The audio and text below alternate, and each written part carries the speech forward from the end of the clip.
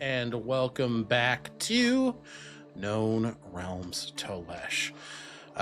It may not have been a while since you guys saw us, but it's been a while since we've seen you. We're happy to be back, and we are happy to be diving into this next portion of our adventure. Welcome to lucky number 113. Before we dive into tonight's session, let's go ahead and introduce our party, starting with Angie. Buddy, I'm Angie, Agonethetic on the internet. My pronouns are they, them, and I will be playing Zia Marino, he, they pronouns. And you can currently listen to me over on the Secret Nerd podcast, Ghost Underground podcast. That's been very, very fun for me to be part of. And also, not this Thursday, but hopefully the Thursday after that, we will be finishing our Eat the Reich mini campaign over on Imagination Arcade. So come check us out. Yeah. Do it or else. Lou. Oh, Lou. You can find me at Lou. I play Dolores. We both use she, her pronouns, and you can find me at Lucilia_art on most social media. Thank you very much, Lou. And last but not least, Button. Hello, I'm Button. My pronouns are they, them. I'm Bluebluebutton on social media, and I play Echinacea Bellerose, the little wizard who's excited to be riding an elk. Their pronouns are also they, them. When I'm not here, you can find me over on Stealthy Elf Productions, where I play Cressida in Unearthed Inheritance, I play Sugar Pea in Outlaws of Alkenstar, and I play Amanita in New World Rebellion. And in a month, on July 29th, you can catch me at 7 p.m. CST in an Imaginarium one-shot on Roll D5. Ooh, incredible. That's me. Thank you, Button. Welcome back, guys. I've missed you all very much. I've missed this table. But before I get too gushy, my name is Alec. My pronouns are he, him. You can find me all places on the internet at Tales Archived. I'm the Archivist here for Known Realms Tolesh. I'm also a lead producer here, maybe the lead producer here on Tales Archived. When I'm not here, you can find me over at Stealthy Elf Productions. I play as Fenris in Heroes of Asteria Unearthed Inheritance. I play Nrim in New World Rebellion, and just do some other stuff over there, like GM Library, which we do on occasion over there. So this is one of your last chances to vote for the Crit Awards. This show here is up for Best Series. If you've seen it, if you love it, if you liked it, if it's resonated with you, we would very much appreciate a vote. If not, we are finalists alongside an incredible lot of creatives, so we implore you to please go ahead and look at all of the finalists and decide based on content you have seen and engaged with. This overlay that you are looking at now is made by my wonderful partner of officially 14 years as of yesterday, was our anniversary. Yippee! Is up for best overlay, and if I do say so myself, it's pretty damn good. It's pretty damn good. They're beautiful. So if you feel so inclined and have engaged with our work, please go ahead and throw us a vote. Guys, you ready to dive in? Yeah. Okay. Technically, we're not diving anywhere. The sea is frozen. This is true. And that's where we pick up. Everybody on the back of a larger-than-life elk whose hooves are smashing into ice as you all run toward Bilda Guatu. This island, this part of the Scorched Isle that is deeply impacted by the Shadowfell rift within Mother's Hearth.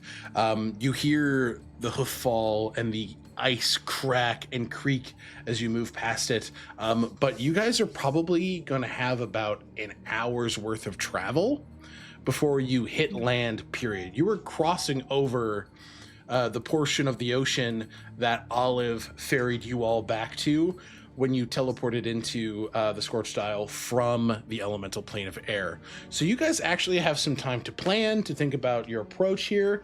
So to start off, I'm just going to hand it off to you guys. The NPCs at your disposal here with you, obviously Istris, but he is Elk. You have Casimir with you, Isandro, Uldiel, Kaelin, Lucian, and Wit. And Wit, yes.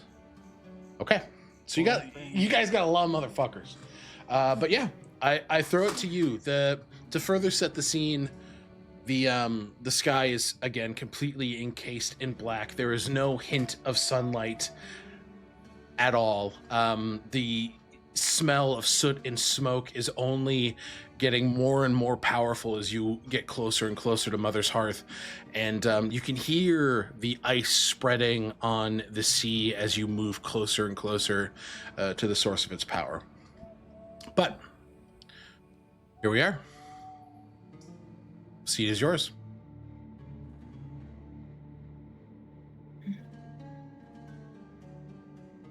How can we see the? This is sort of like an archipelago, right? So we're hopping from one island to another. Correct. Can we see it? How vast is the distance between the two? You can definitely see it. As of right now, you're not getting a super clear vision of what's ahead, just because it is an hour's worth of a ride, but you can see it off in the distance. You see kind of what you saw, you see what you saw when you arrived to Bilda Guatu the first time. A dark collection of shadow, trees that sort of shoot back in the distance, and a collection of almost what looks like green fireflies. Just these floating green lights that sort of sprinkle across the jungle here. But aside from anything specific, give me a perception check here. And anybody who's interested in peeking can make that roll. Perception? Yes. 8. Out my 8. See. I got a 8 as well. Hey. 24. 24. Zio, with a 24, there's not a lot of wind in this. There's not a lot of wind right now. I think there's wind hitting you because you're moving at such a rapid pace. So there's air moving against you. But when you left Takul, what was noticeable was that everything was eerily still. Nothing was moving, or it almost seemed as if any sort of life was sapped from the environment. You do see in the distance with your keen eye, trees moving. They're moving at a pace that leads you to believe that something is causing them to move versus they are moving naturally with the wind. They kind of shake very violently. Trees. Yeah, so like the Just top like kind of shakes, and then the next 2 or 3 shake. The pattern looks a bit erratic, but it looks like it's staying fairly close to a section directly in front of Mother's Heart itself. it's a dinosaur. It's a T-Rex. Yeah, What? I've seen Jurassic Park. I've seen Jurassic Park. No, sorry. Strike that from the record. That's just me being goofy. It's stricken from the record. Yeah. Yeah. I think Zio points it out to the group. There's something really large over there moving the trees.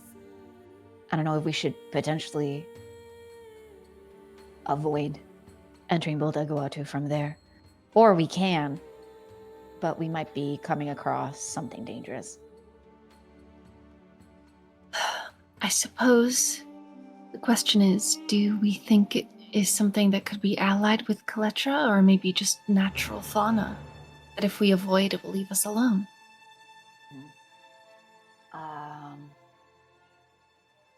Could it even... Do we know it's brought here, or is it... Are animals kind of like large Amine that we could convince them to help us on our crusade?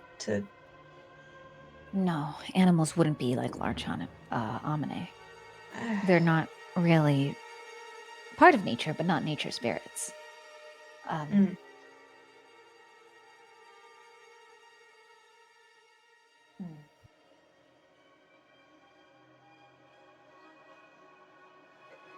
I think while we're puzzling over this, you said that we're traveling for about an hour? Traveling for about an hour. So you have, if there's anything you want to prepare, anything particular you guys want to do in that time, let me know. If not, we'll just kind of move forward.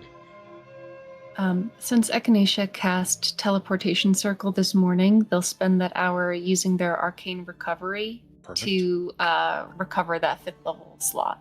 Okay. I know. Oh, no, go ahead.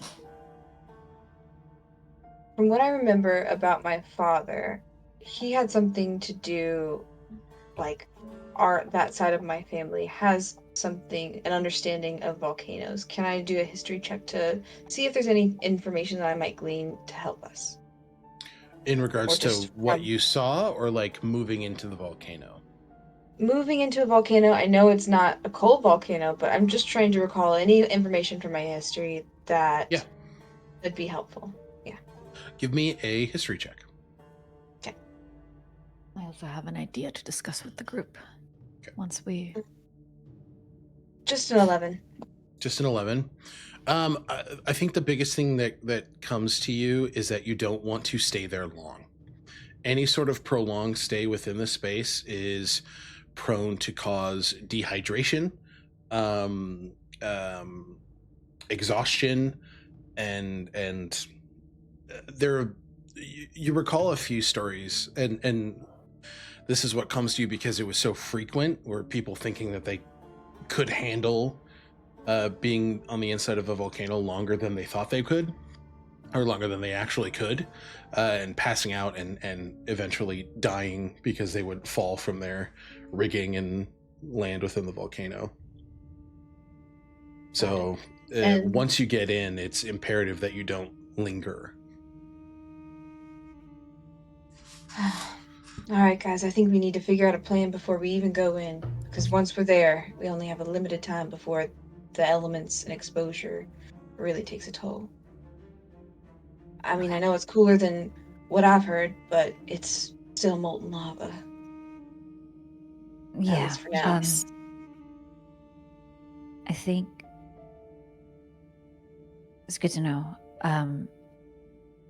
Also, whatever it is that is making all that ruckus with the trees, when we get to the shore, I could potentially see if I can commune with Omne and glean whatever it is that it could be. Oh, I see. Above table, it was not actually confirmed a dinosaur. No, that has My been bad. stricken from the record. Sorry, Yeah, I thought you were goofing. just striking the fact, like the way that you said a dinosaur, not the fact that there was one. Angie was doing a goofum. I was All right, sorry, I ended No. too far. You're so Okay. good, Stinkabutt.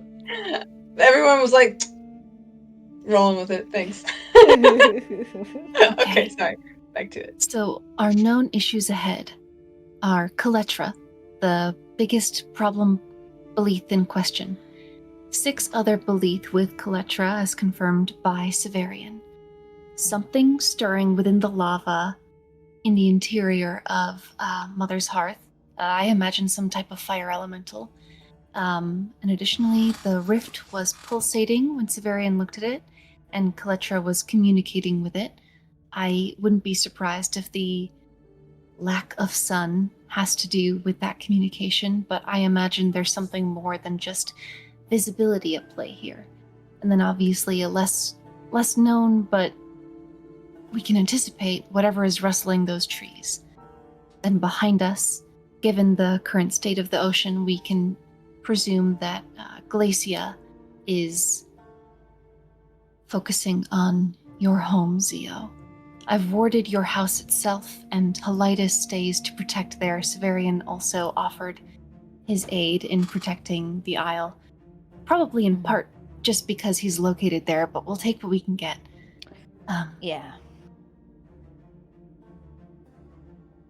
Okay. I have for... I think a lot of us are resistant to fire damage, which is nice.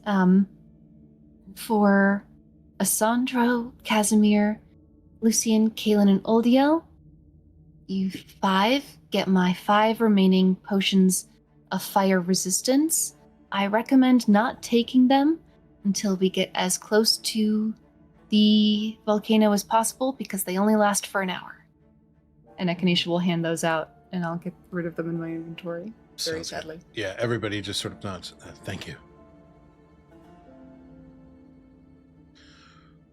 We will hold on to these as long as we need. Mm-hmm. Hopefully they help to mitigate what Dolores was talking about, the difficulty with the heat of the elements. Ideally.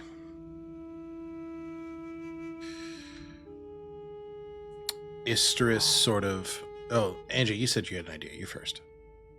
It was it's going to be commune with nature. That's what Zio was referencing. Got it. Okay. Isterus does sort of... it's a very low grumble as you're all kind of listening to him move. Is the plan then to have all of us enter the volcano, or shall I survey the land?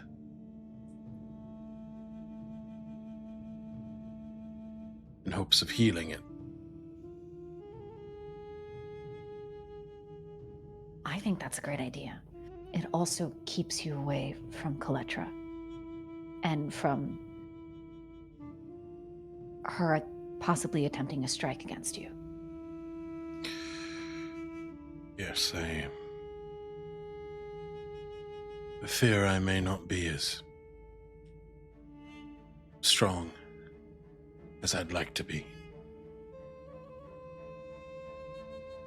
It seems like the other two Tranquil don't want to play fair or potentially discuss this between the 4 of you. They want to remove you and Helitis so that there's no discussion to be had. They want to lure us into a trap. Exactly. Zio is going to shoot a quick glance over to Wit when they are talking about having discussions.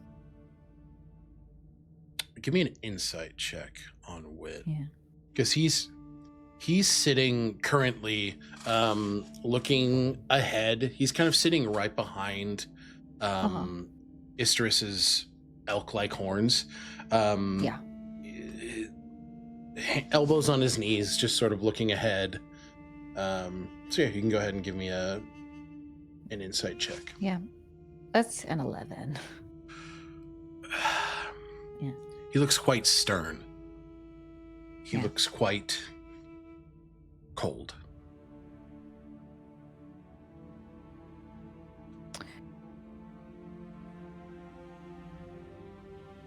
As long as we can keep you safe, Istress. And, of course, if you need me at any moment. I have the wand. Yes. Well, and if I notice anything on the land as you are all entering the volcano, I can give you warning. Yes, Isterus, do you still have a telepathic connection with Zio? Yes. Okay. That makes this easier. And Echinacea is going to cast Telepathic Bond. They couldn't connect it to everyone here, so they're going to not do Isterus, knowing Perfect. that Zio can talk to Isterus. Can talk to Isterus, yep. Perfect. Mm-hmm. But they'll ritually do that. Okay. Zio has a moment of hearing that and feeling a sensation of it's strange. They don't know if they should call it gratitude, but hearing that the telepathic connection is still there and Isterus not take advantage of it to try and manipulate or talk ill into Zio's ear. There is that kind of slight moment of once again the feeling of validation that Zio had, that there was always something, there was always the possibility of Istris just needing a little push in the right direction. Mm-hmm. Yeah. Okay.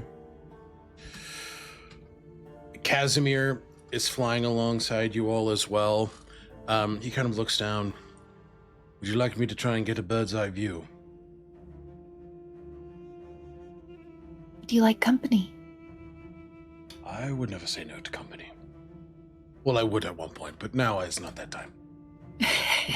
Let's go then. Echinacea takes his hand and they'll fly skyward with him. Okay. And we'll say this is where we're starting to get closer, I think, with an hour of preparation and you guys having this conversation probably as you're getting close to the approach, right? Does that make sense to you guys? Mm-hmm. Okay. You all sort of...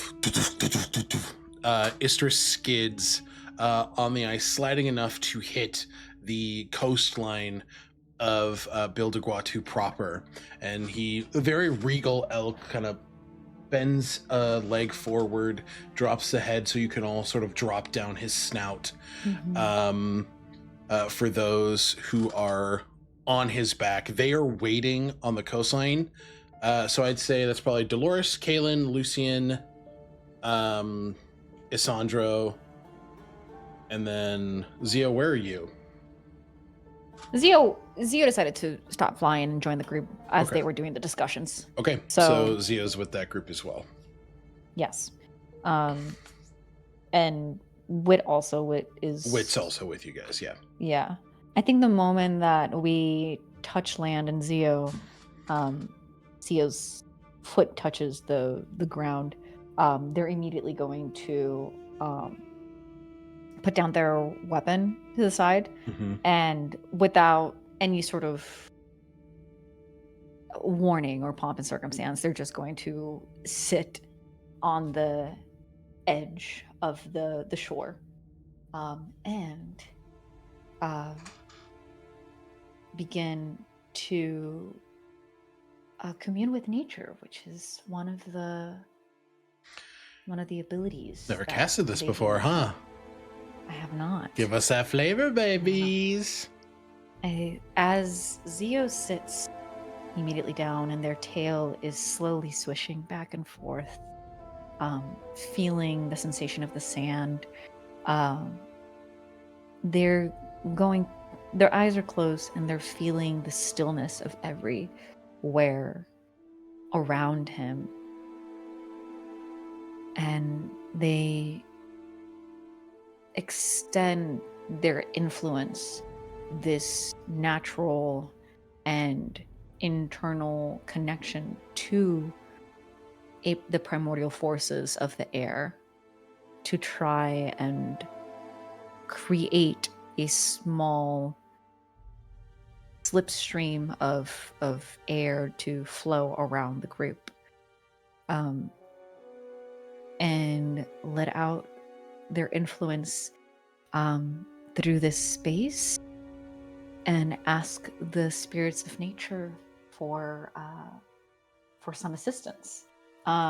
It's 5 charges, and I get to choose. So in the outdoors, the spell gives me knowledge of the area within 3 miles. Yep. And I get huge. to choose 3. Yeah, I get to choose 3 following facts. It says locations of settlements. I don't need that. Locations of portals. We know there's a portal in the settlement. You know there's a portal hill, so Yes. you don't really need that. Find the path really I showed don't you need where that that either. was, yeah. Exactly. The most prevalent kind of plant, mineral, or beast. I would like to know the most prevalent kind of beast. Okay. That's one of the facts that I would like, just so that if we know what it is, we can potentially avoid it if it is just a creature that doesn't need to be you know, Dealt with. exactly. Yep. Especially if it's a prevalent creature Predator, in this yeah. area. Okay. Mhm. Yeah. And then so it's three things. So I would like to know about the beast. And then location of one challenge rating 10 plus creature. DM's choice. That is a celestial, an elemental, a fae, a fiend, or an undead. And if I could do one beast and 2 of those challenge creatures. Okay. Yeah. Smart. That's take an inspiration point for that.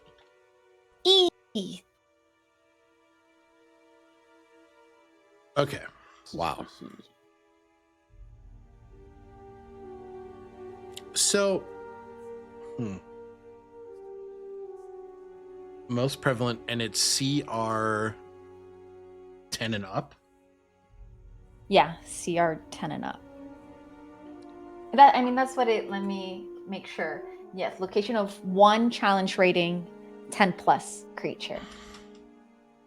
Okay. So the most prevalent beast in this space was a creature that is almost like a combination of a mandrill, like a baboon, and a jaguar. Ooh, it's nasty. Very large tree hunting predator. They're known as Kaimen. Kaiimen. Okay. They're about the size of a large war horse. So quite big. They travel in groups of about 8 or 9, with one large dominant female, who is about a war horse and a half. So the biggest of the group.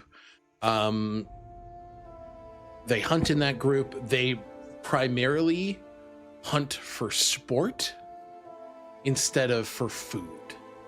For food, they tend to fish, and they tend to grab the lush fruit. That was once found in this particular area, but they hunt to keep themselves sharp. Okay.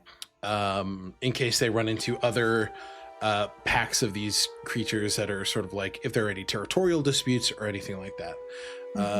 So that's what you get for the most prominent beast. Running into them would not be fun.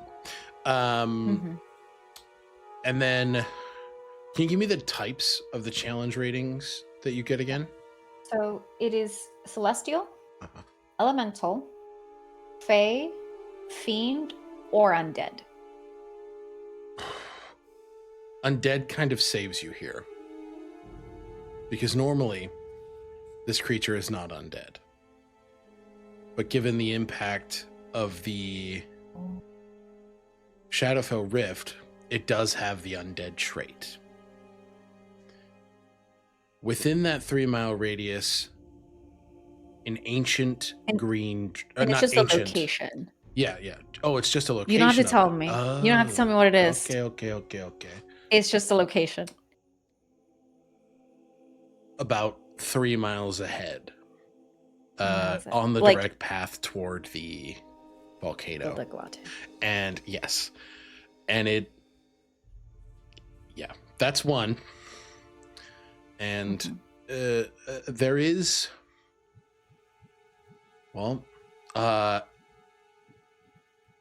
there is another one that is also undead around a similar vicinity. So you imagine they're traveling together. Yes. Okay. You don't have to tell me. It's like I'm trying to be nice to you, Alec, not to give it away, because I'm just like I know it's gonna be a big shocker for us, but like I'm like, wait, it's just location. Okay. You said it's at the edge of that 3 miles or closer? The edge of that 3 miles. Okay, So that's about not as bad. close to Mother's Hearth as you're trying to get. At the base of it? Yeah. But it's a big volcano. We could go to the other side, right? Yeah, you could. Okay. Okay. I think Zio comes back from it.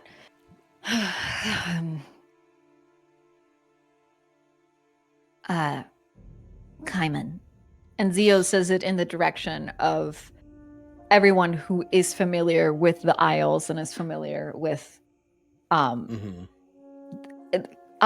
flora and fauna. Yeah, Dolores, Yeah. you'd know what that is. Isandra would know what that is. I mean, Wit wouldn't. I think, yeah, those three, you, Isandro, and Dolores are the ones that are like, ugh, yoika. We have to keep an eye out for them. Knowing that it's the Kaiman and us being from this island, what are some like environmental indicators of them being around? Like, Great question. Yeah. I'd say give me a nature check. Okay. Can I do the same? Yes, you can. You can both roll, or you can get one of you can give the other advantage. Whatever you guys want to do. Non-natural 21. You know. I'm going to use that inspiration that I got. Okay. And also put this die away who continues to fuck me over. Don't fuck me. That's not bad. Not as good as a 20, but it is a 16. 16. I'd say both of you are in the wheelhouse to understand that there would be a lot of kind of, what's the word? Like cleaned out trees. So you'd see a lot of like fallen leaves. You'd see a lot of wetness, as there's a lot of frequent movement, just like picking up dirt and mud and water, anything like that. You would also find particularly something Probably that would stick fruit out. pits. Fruit pits. You would also find out a great territory marking is taking a large piece of bark off of a tree and like marking with claws. So like a very specific like mark of this is our territory to any other Kaiman that would be looking for a place to settle. Okay. So that would be a good indicator. If we're going to be traveling stealthily through the jungle, which I suggest with these guys, we can do two things. We can group up, stay close, but that could potentially make us a really easy, tight target. Or we can have a little bit of space between each other to traverse a little bit more of a wider range and have myself, Dolores, and Isandro with the three groups having sight on any of the surrounding areas, just keeping an eye out for their territory, just so that we don't accidentally cross it. They're nasty. They are incredible creatures, but also very scary and have a knack for hunting for sport, not because it's necessary. That's the first thing. Next thing, not so nice. I sensed two very strong undead presence, creatures of some sort, at the edge closest to the volcano. I would say maybe around 3 miles from here. It felt threatening.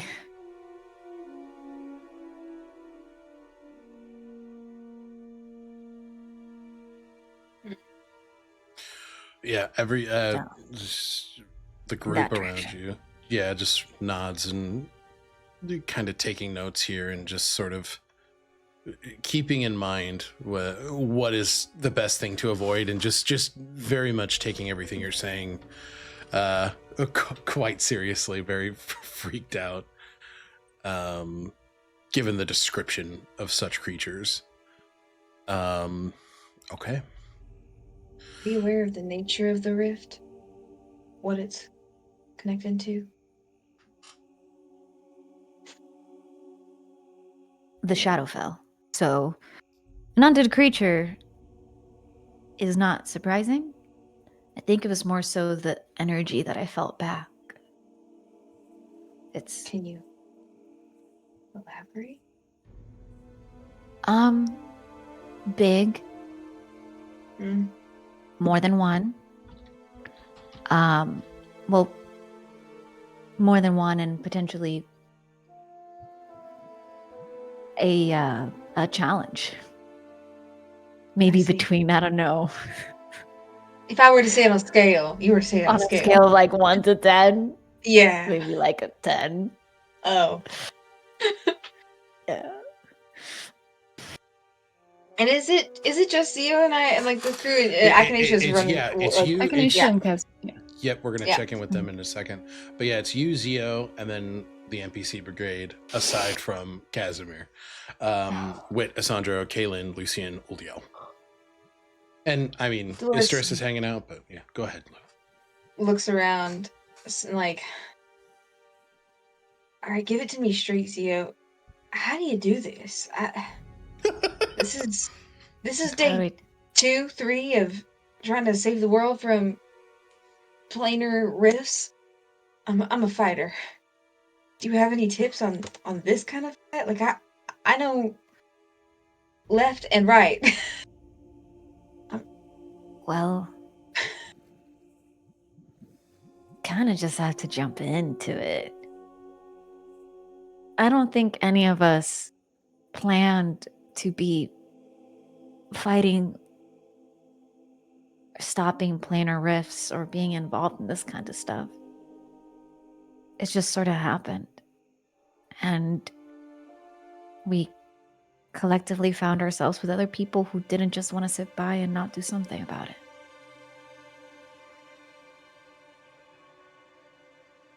I just don't want to be a burden, saying yes to things that I think I can do, and really I'm just throwing fireballs into a volcano and thinking that'll do something. I mean, the more people we have, the stronger our strength. And you're not going to be dealing with it by yourself. It's not just your fight. And I've had my share of feeling like a burden.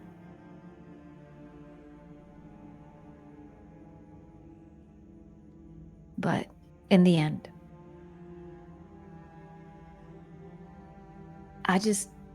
we needed to trust myself and what I was able to do, to the extent of what I'm able to do, but also trust the people around me.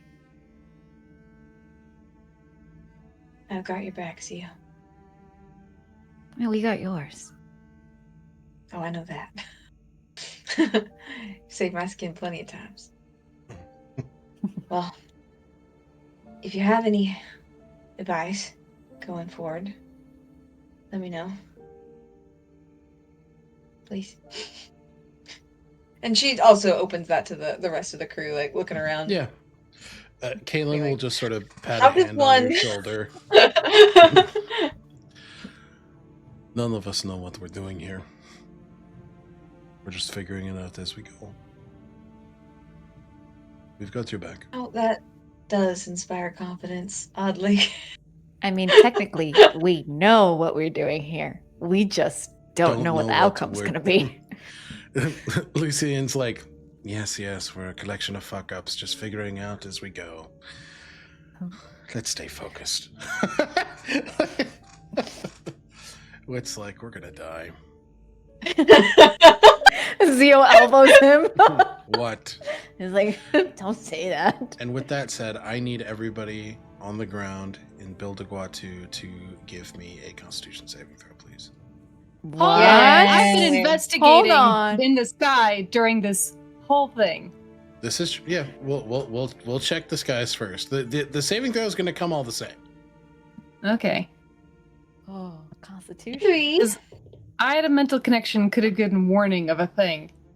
This is a land effect because you are now within lands of the Shadowfell Rift. It's going to happen Yeah. anyway. But go ahead and do your investigation check. So 13 Chasm. plus 13. Okay, 26. Casimir. 25. Okay.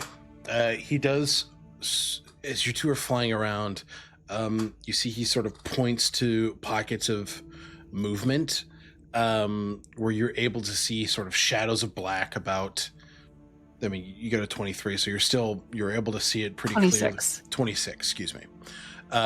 You're moving quite about 6 or 7 entities moving through the trees at quite rapid speeds. And that's the thing that's been shaking the trees? Yes. Okay. As you move, because if I understand correctly, you're moving closer toward the volcano. No, we're scouting the area that we're going to be traversing. Okay. So we're not leaving the group behind, sure. Right? We're identifying what was in the trees so that nothing would ambush those on the ground. Sure. Yep. You see, what was described for everybody, those Kaiman creatures. Obviously, you don't have the context, but it looks like a combination between a mandrill and some sort of large cat moving in a group. They have this sort of green glow about them, like you're able to spot like a rib cage that is exposed and a bit of green light emitting from it, and you see those same sort of spores floating through the air as you're making your way in, or as you're making your way around. You see swirls of shadow and tendrils just sort of reaching up and grabbing wildlife that's moving its way across and just sort of like pulling it into the earth. You see these very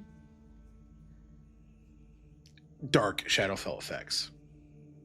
Okay, the spores aren't coming from. So sorry, you said the green glow, and you weren't talking about the Kaiman anymore. You were talking about. I was. The ground? I'm saying that the Kaiman have that, and they look reminiscent of green spores that are floating within the space. Okay. And then the shadowy tendrils are coming from the Kaiman as well? No, those are coming from the ground. Okay.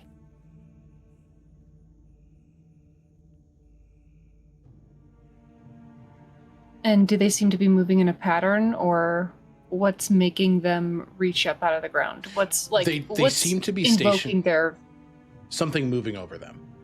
So they're staying stationary, but it's almost like a Venus flytrap, right? When something moves into position, it reacts. So you're able to recognize a pattern of what looks like a sort of oil slick on the earth that are these roiling shadows that will latch out and grab you. A hazard to avoid. Okay. In the telepathic bond, Echinacea is going to be telling the group about those things. There are these sort of dark, oily patches on the ground that have shadows that sort of lash out like tendrils from them and try to consume, like Venus flytraps. There are also these kind of baboonish, Echinacea unwittingly describes the Kaiman, entities whose chests are glowing green. Is that normal? Not regular fauna? No. Okay. Probably an effect from the Shadowfell. Shadowfell might have put some mustard on that one. Ugh. Also, there are a variety of spores. They're also greenish and glowing. I imagine they're coming from the Shadowfell. Do we see spores right now or in our surroundings? Yeah, we see them. Oh no. Okay, well, how many of us can fly? Zio, you can fly. Can fly, but can fly for a little. Lucian can not fly. Indefinitely. Making sure to save some juice. pretty sure everybody but Dolores can fly. Dolores and Uldio. Please. We can fly. What's a What's high level flown? bard? I think he's a bard. He can fly. Look at him. And then Cassandra can shift. Mhm. Yeah. Yeah. Yeah, I only have 4 hours worth of flying, so I can't be constantly flying. Constitution saving throws, Alec? Yes, I would say a Constitution saving throw, as we've spent some time in mine this space. mine was a 7. Okay.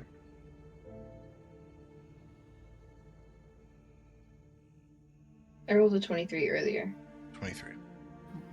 Button, could you roll one as well? Are the spores that high up in the sky then? It's Or- not the spores directly that are doing Okay. it. It's the space itself. Yeah. 17 plus 11. Okay. 28. Gotcha. Dolores, Echinacea, you succeed. Zio, Oldiel, and Lucian take a point of exhaustion from the Shadowfell Rift effects.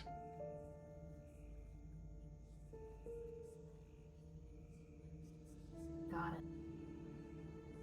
So just 1 Do point of we exhaustion. know what the time interval, like, could we perceive, like, roll to perceive, like, how often that kind of toll will be taken? To have an approximation of, like, I will say it's not the kind of thing that stacks. Like, you guys aren't going to get point of More. exhaustion upon point of exhaustion upon point of exhaustion. Okay. It's Got like it. a point of entry thing. I see. Okay. Yeah. But like, will it consistently check to see if, like, we get that point of entry? Like so. No, once you succeeded, If- you aren't. I see. You are successful. You won't have to make the check again. Okay. I mean, below table, I think Dolores is just checking, seeing people start to feel this exhaustion. Like, Absolutely. how long have we been? Like, that's, I Mhm. guess, the main question. It's like, how long have we been standing here? I mean, I'd say you guys have been here for. I mean, I guess, yeah, Echinacea, how long are you kind of flying around? Like I said, tight circle. Tight circle. Okay. They're just identifying what we were aiming toward. Sure. I think you guys have probably been here then for like 5 minutes. Like nothing exorbitant, nothing crazy. Go ahead, Angie. Are we following 2024 rules of exhaustion or legacy? So 2024 is a -2 on D20 tests and -5 feet to speed. And then the legacy is disadvantage on ability checks. We're gonna do legacy. We're Okay. we're just we're gonna do the 2014 rules. Disadvantage. Okay. Mhm. Easy peasy.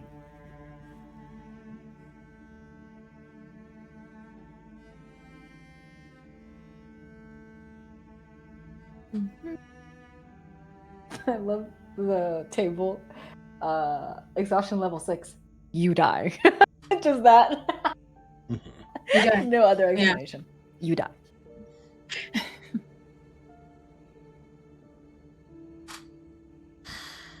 Zio, with the exhaustion suddenly kind of falling over them, they just shake their head a little bit and feel their shoulders sagging. Trying to take in a deep breath and finding it a little bit difficult, especially with the spores. Mhm. We need to start heading in a direction.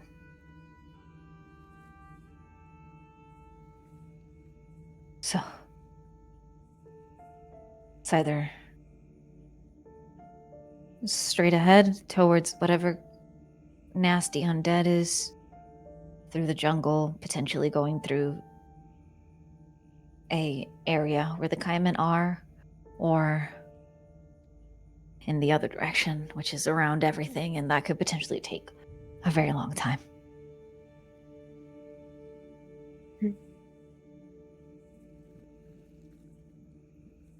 Is this also communicated telepathically?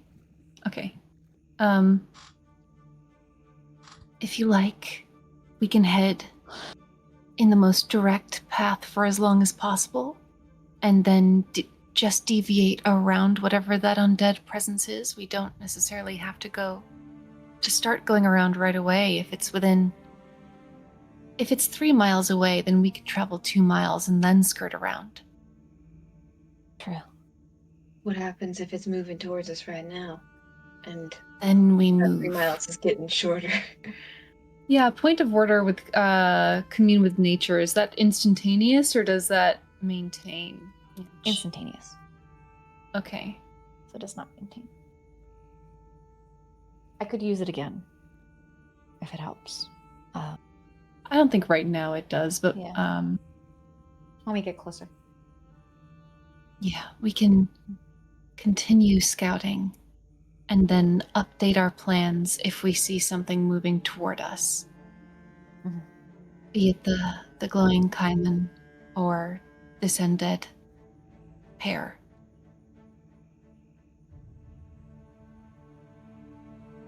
Sounds like it would be helpful to have someone above the tree line.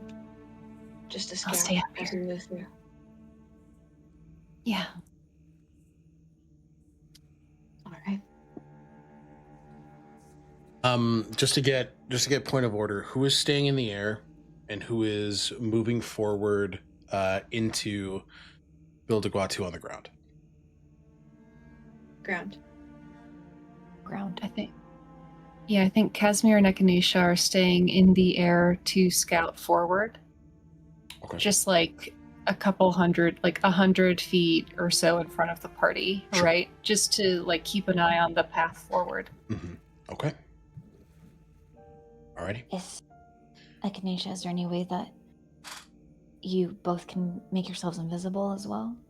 Just so that you're not drawing any attention to yourselves. I can do that. Echinacea will. They're going to. What is it called? I can do the thing where I cast a spell twice as long as it has one target. Twin spell. Twin spell. Yeah. They'll twin spell invisibility on themselves and Casimir. Okay. Sounds good. And before we start traversing, Leo's gonna. Is Istra still an elk? No, he is. Okay. He is thus shifted into his more, into his Famar form. Mm-hmm. Are you going to be okay by yourself? If I need to hide, I will become a tree. I will be all right. I have lived through much. Okay. Well, you can reach out to me if you need to. Good luck.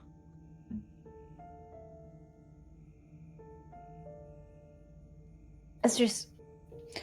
Thank you. I have not done anything yet. You got us this far.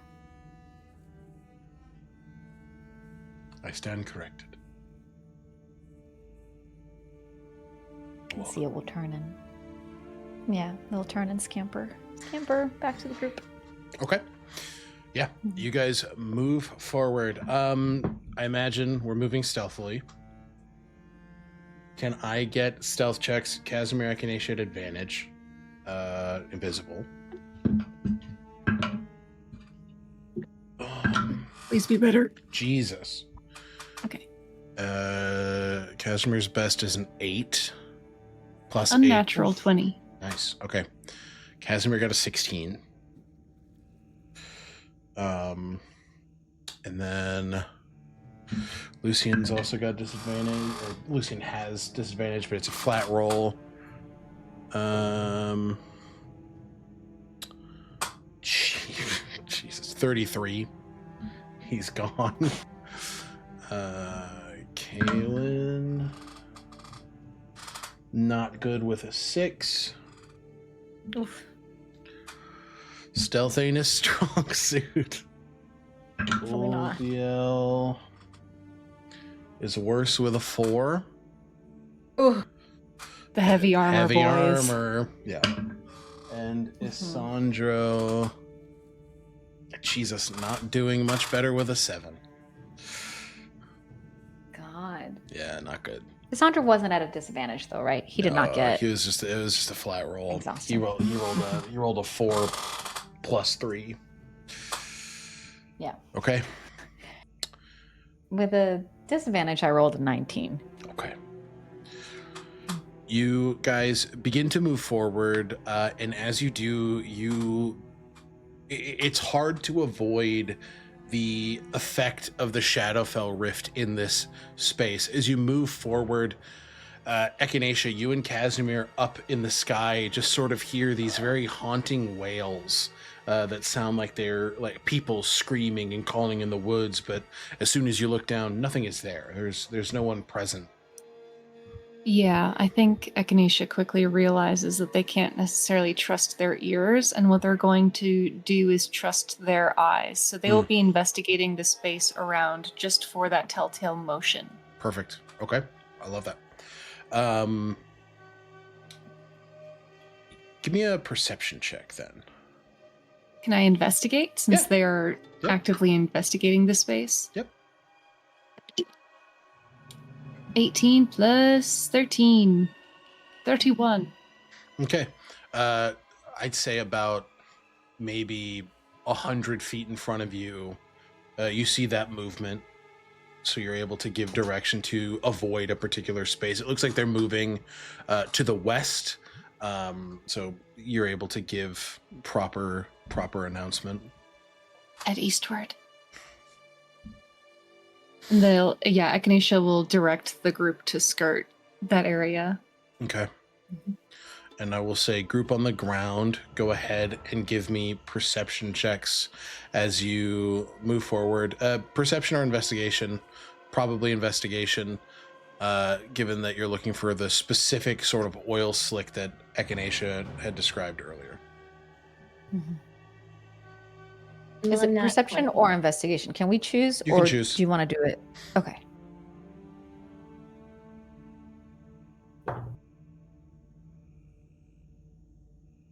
My dice are being so mean to me. Okay. With a disadvantage, I got a 1. I have a plus 13. That would be a 14. But I got a 1. I got a non-nat non-nat 20 What skill did you pick? investigation. Investigation. Okay. Lucian perceives it. Kaelin also perceives it. Leo. A natural 20. Okay. Ayo. And then Isandro does not perceive it. Wit does perceive it. Okay. So, as you're moving through the path, Dolores, Kaelin, Lucian, Uldiel, and Wit are able to sort of circumvent these oil slick paths. Zio, unfortunately, you step on one. I need a dexterity saving throw from you, and I need one from Isandro. Saving throws are not at disadvantage. It's just ability checks. Just right? ability checks. Okay. Dexterity. That's mine. That's the one. So scared. All my days have been so bad to me. 19. Okay. You and Isandro got the exact same roll. You both succeed. You are not grappled, but you are going to take a little bit of poison damage. Oh. 6 poison damage for the both of you, and I will need a Constitution saving throw to see if you are poisoned. And again, not at disadvantage, because it's a saving throw, not an ability check. Yes. Okay. Isandra is successful.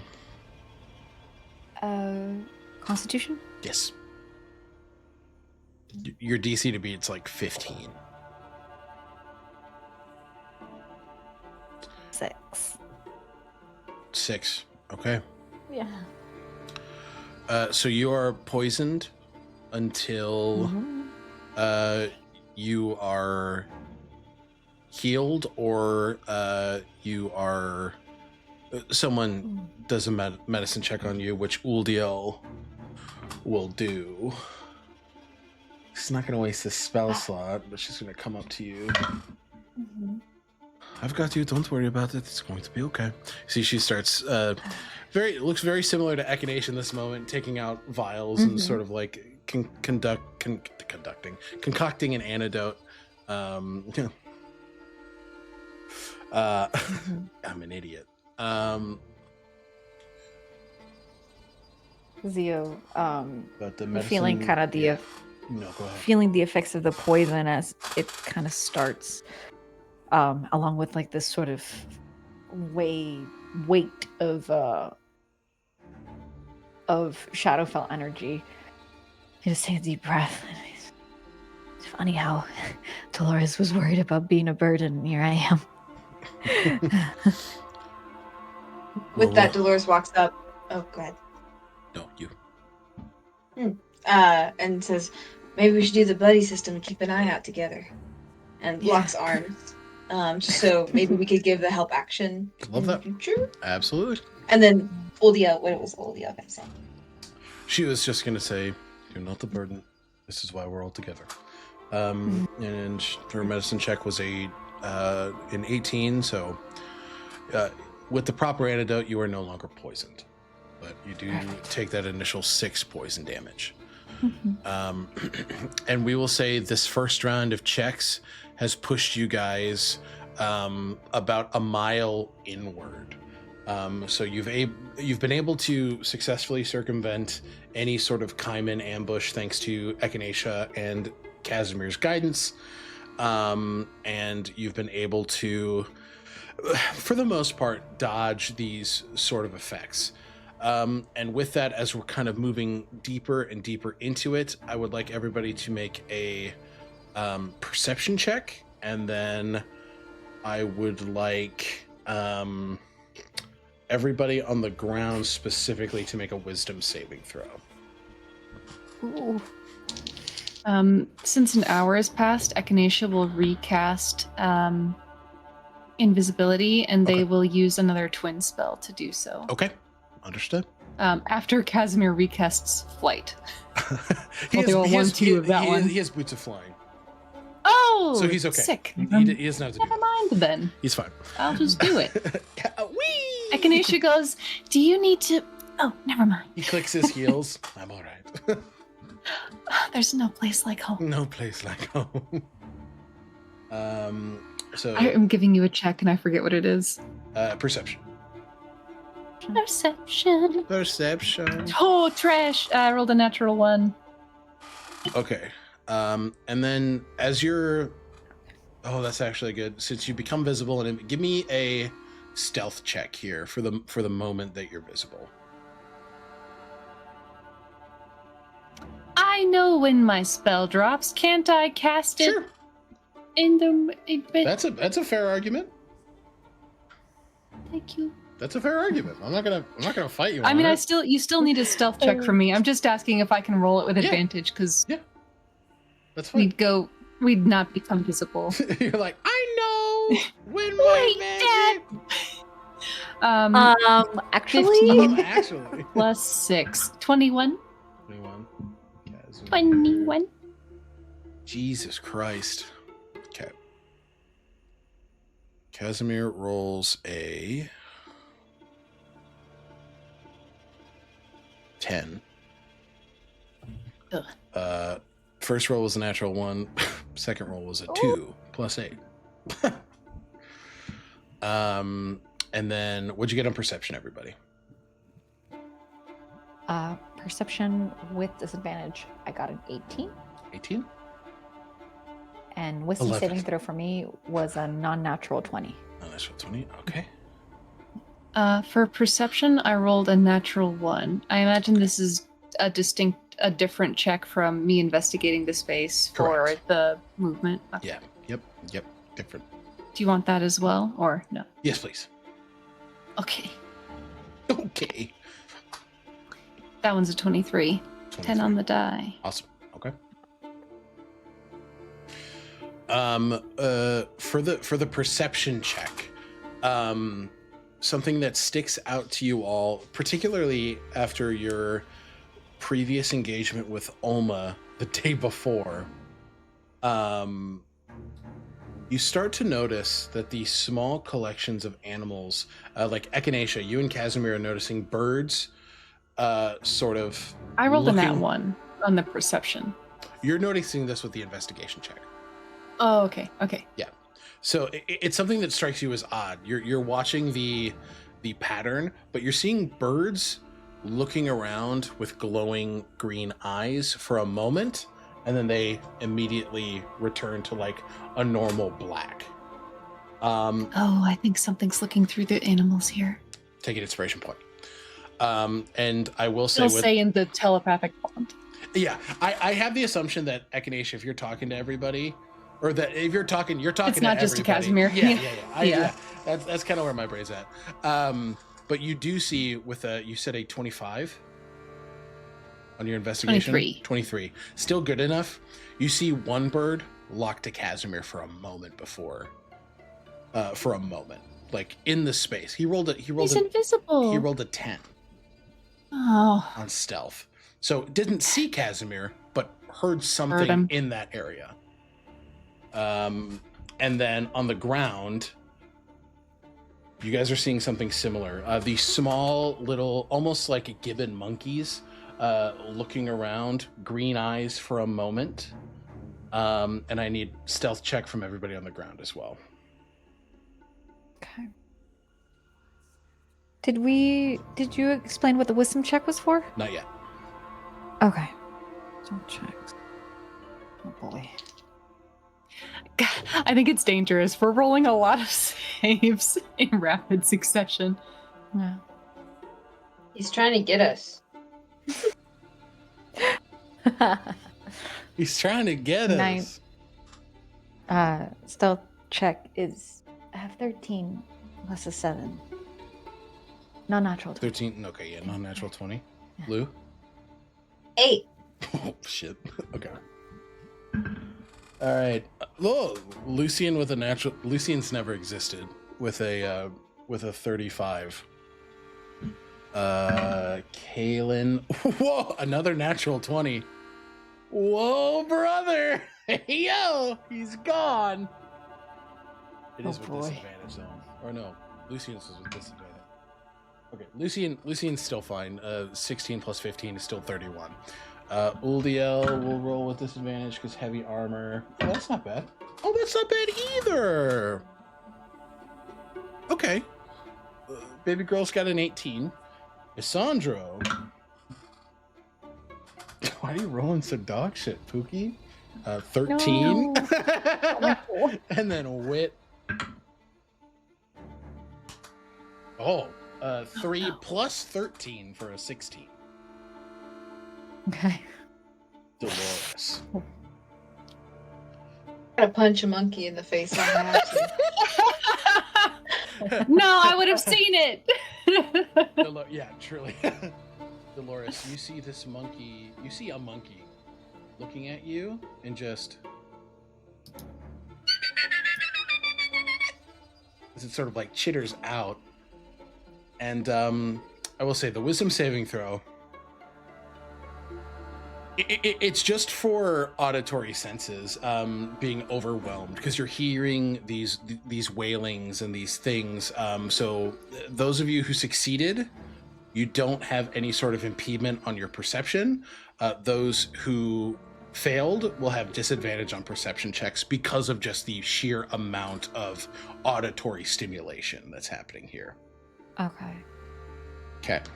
Got it. So who was it that failed? It was, I don't think any of you failed.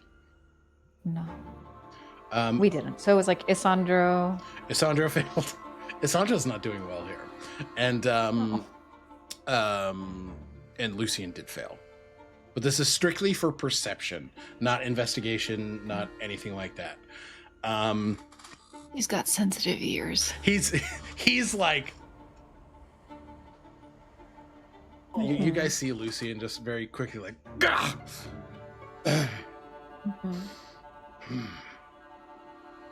Fuck. You see him take Lucy. yes. It's okay. It's okay. loud. Yes.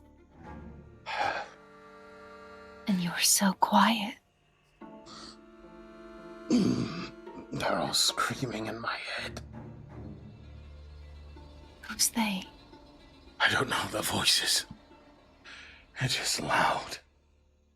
The voices. Voices. Like I said before, like in the space, you get like as the wind blows, you hear like a cacophony of people wailing, and you imagine for Lucian, it's like a group of people standing directly in front of him, screaming in his ears. Yeah. And so he's just like he's toughing through, but Princess is having a hard time. Oh, poor baby. What is it? What is it, Dolores? Sorry. You were perceived. I will say, when I was perceived, I did growl at the monkey. Yes, I will say, as soon as you... I just want them to make sure that they know what they're perceiving, and it was me going, Not perceiving you right back, bitch. yeah. the gibbet, like the monkey went and jumped over and ran away. The monkey did not want to fuck with you. Unfortunately, this is not. That's fine. The other people can know The monkey's too. gone. You can all get it. As you're moving forward, with Echinacea still expertly guiding, you're still avoiding any pockets of those Kaiman, and you're pointing out more areas to avoid with those oil slicks. So giving everybody at least a heads up there. We're looking for movement. Echinacea knows that we're coming up on roughly where two big undead things might be. So they're getting ready to be like, to the left. Everybody! Oh, Incredible. Dolores, you do hear. Now who might you be? Nobody! Singing in her head, like, her version of just keep swimming, just keep swimming. Like, the most annoying song ever, like, just filling her brain with, like, cacophonous song to make, like, to distract herself, but also to make it inhospitable for anybody else. Like, the most annoying shit in the, like... You have a bunch of Coco Melon playing in your head? Yeah. Like, that's her way of, like, protecting off of, like, just full noise in her head. Wolf would be so proud. Wolf, yeah. Oh my god, hell yeah. Wolf would be like, I'm gonna take my horse to the old town road. I'm gonna ride to like it. But you do hear, are you the one the belief spoke of? No. No. Is this No. I must admit.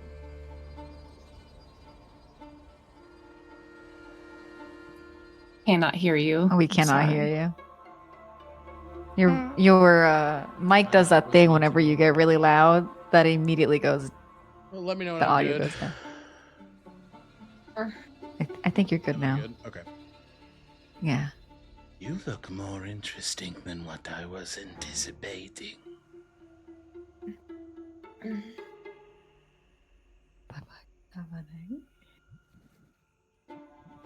Please hold.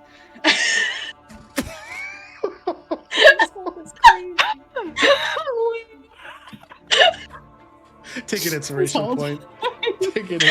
You're talking Take up an your inspiration. directions out. Dude, please hold is the craziest response ever. Please hold.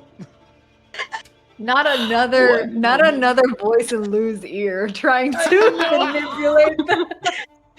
I think it's from line one. What are we holding for? Anyone else hearing mumbling and grumbling? Lucian's in the corner. Other than him. Mumbling and grumbling? What is it like?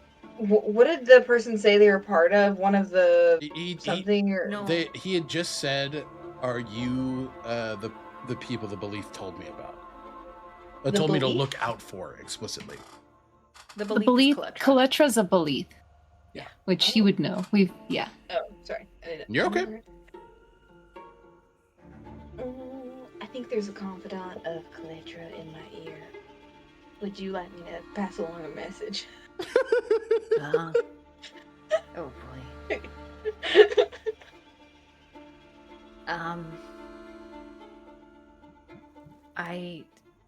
I don't think there's anything. I don't think there's anything to tell. Ask what it wants. I guess that's a. Ask it what it wants. Flying cars, we've got phones or something like that here and there, like on the line. I don't know. We're in the telepathic bond. Yeah, We're all you talking. telepathic bond. You can all chat. You ask it what it wants.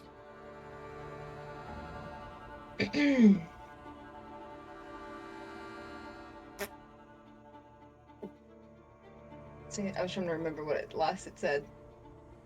We were more interested than I thought. Lou's also gotten really quiet. It's just me.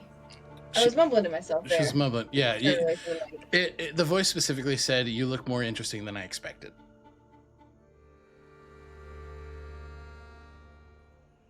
And what were you expecting? For what?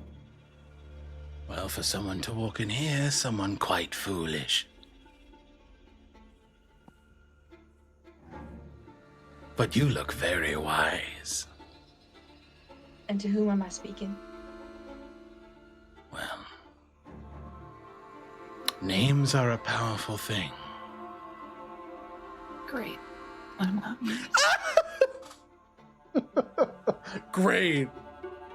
I could give you mine if you give me yours in return. And remember, you did not get any indication of Fae. That was explicitly not stated. Yeah, it's another thing. This is just a motherfucker with manners. Yeah. Reckon that's polite. How about Dolores? And you? I am Virmithrax. Virum Lefrax? Spelt Vyrmathrax. It was Button and Angie going, "That's a fucking dragon name if I've That's ever a dragon heard one." fucking name. That's That's a what it dragonist is. name that ever dragon. dragon. Vermithrax? Vermithrax. What the? Are Out loud, so it was like, who's Roda? Like, let's go. Vermithrax. I've played Skyrim. Yeah.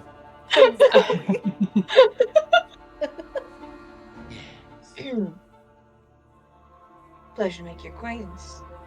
Acquaintance, right? It depends on what you have to offer me.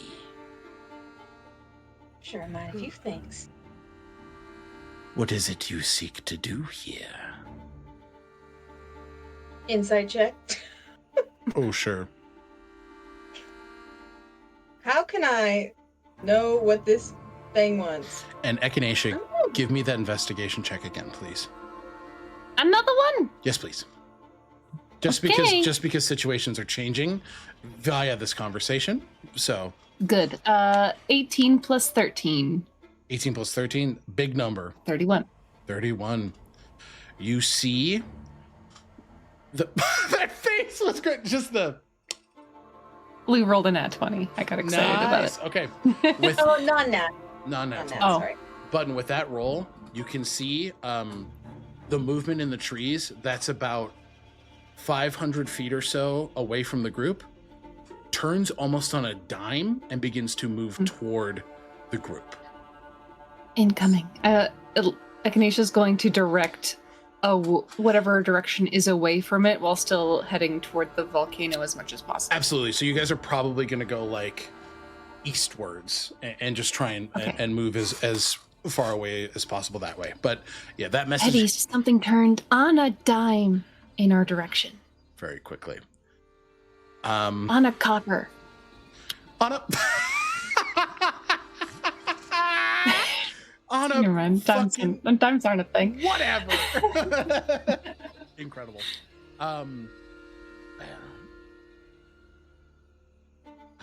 Dolores Yeah. says on line 2 with the thought lobby. Uh-huh. How do I negotiate with the dragon? And what does it want? You don't know it's a dragon. How do you know it's a dragon? Oh yeah, you're right. With this thing, Virathrax? Vermithrax. Vermithrax. Yeah. Vermithrax? Suggest that you have means via which you can accomplish great things, and just ask what it wants. Usually something big will tell you. Button, you left the meeting. I did? Yep. I didn't do it on purpose. I lost connection. Oh no. What I know. Sorry, I metagamed about dragon. It's okay. I forgive you. Goes to line 2. Line 1, I mean. Goes back to line 1 with Vermithrax. Definitely not a dragon. Yeah. And I got an insight check, non-nat 20. Non-nat 20. What won this? You immediately. It's funny that Echinacea said that because the intention here is to see what this thing can get from you, as opposed to its main goals. But I want to see if we can be of use to each other. Well, I play my good song.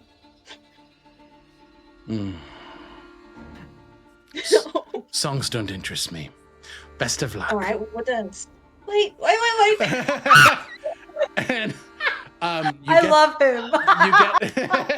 you get the message from Echinacea, and you guys begin to move eastwards. And I will say, everybody on the ground, please give me an athletics or acrobatics check in order to gauge pace of movement. Okay. Because to be clear, these things right now are full dashing. Oh my god. Why? They're going fast. 'Cause They're it- coming. They are incoming. At 6 Echinacea, o'clock. it's like because when they were moving before, they were moving at a pretty healthy pace. Now it's like that on steroids. Just they are beelining it. Almost you see as branches are ripped clean off trees as they are just moving at a rapid pace to meet this goal. But I will say with Echinacea's forewarning, everybody gets advantage on these rolls. Oh, okay. Can I take the biggest one then? Yeah. Because I rolled 2. Yeah. Oh, that's right. You probably So- roll with disadvantage. Yeah. So it would just be a flat roll. Yeah, it'd be a Should flat I roll. just for you. roll again? Yeah, let's just roll again. Okay. 99. And as I'm booking it, 20. I said, they don't like music! Jesus. Or it doesn't like music. Yeah, they I don't like music. like. Alright. Angie, would you get? Finally, something about above a 15. go. That was a 16 plus a 9 for acrobatics. So, Okay. 20. What is it? 6? Oh my god, I can't count. 25. Perfect. Lucian rolled great. Kaylin rolled great. Isandro rolled great. Wit, however, rolled quite poorly, even with advantage. So, you guys are moving, and as you're moving, Echinacea, with that 31 investigation, you see rising from behind the volcano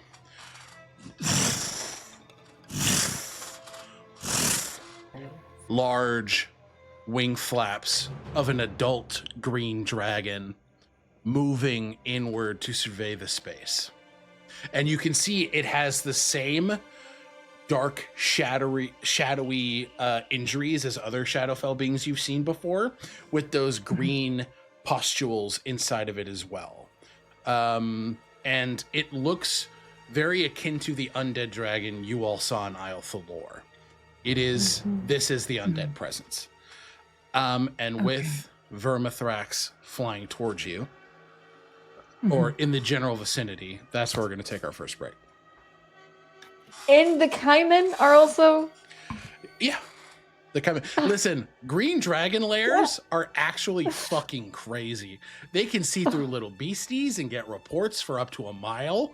It's This is the green insane. dragon lair. The eyes glow green. Yeah. Okay. This is a jungle. It's a jungle it's a jungle. It's a jungle that has not been occupied properly in quite some time. So Oh my enough god. time for We're in a fucking dragon an undead dragon to call it home. But we will see you guys in about the next 10 minutes. Okay. Bye. Yeah, bye forever. Bye forever.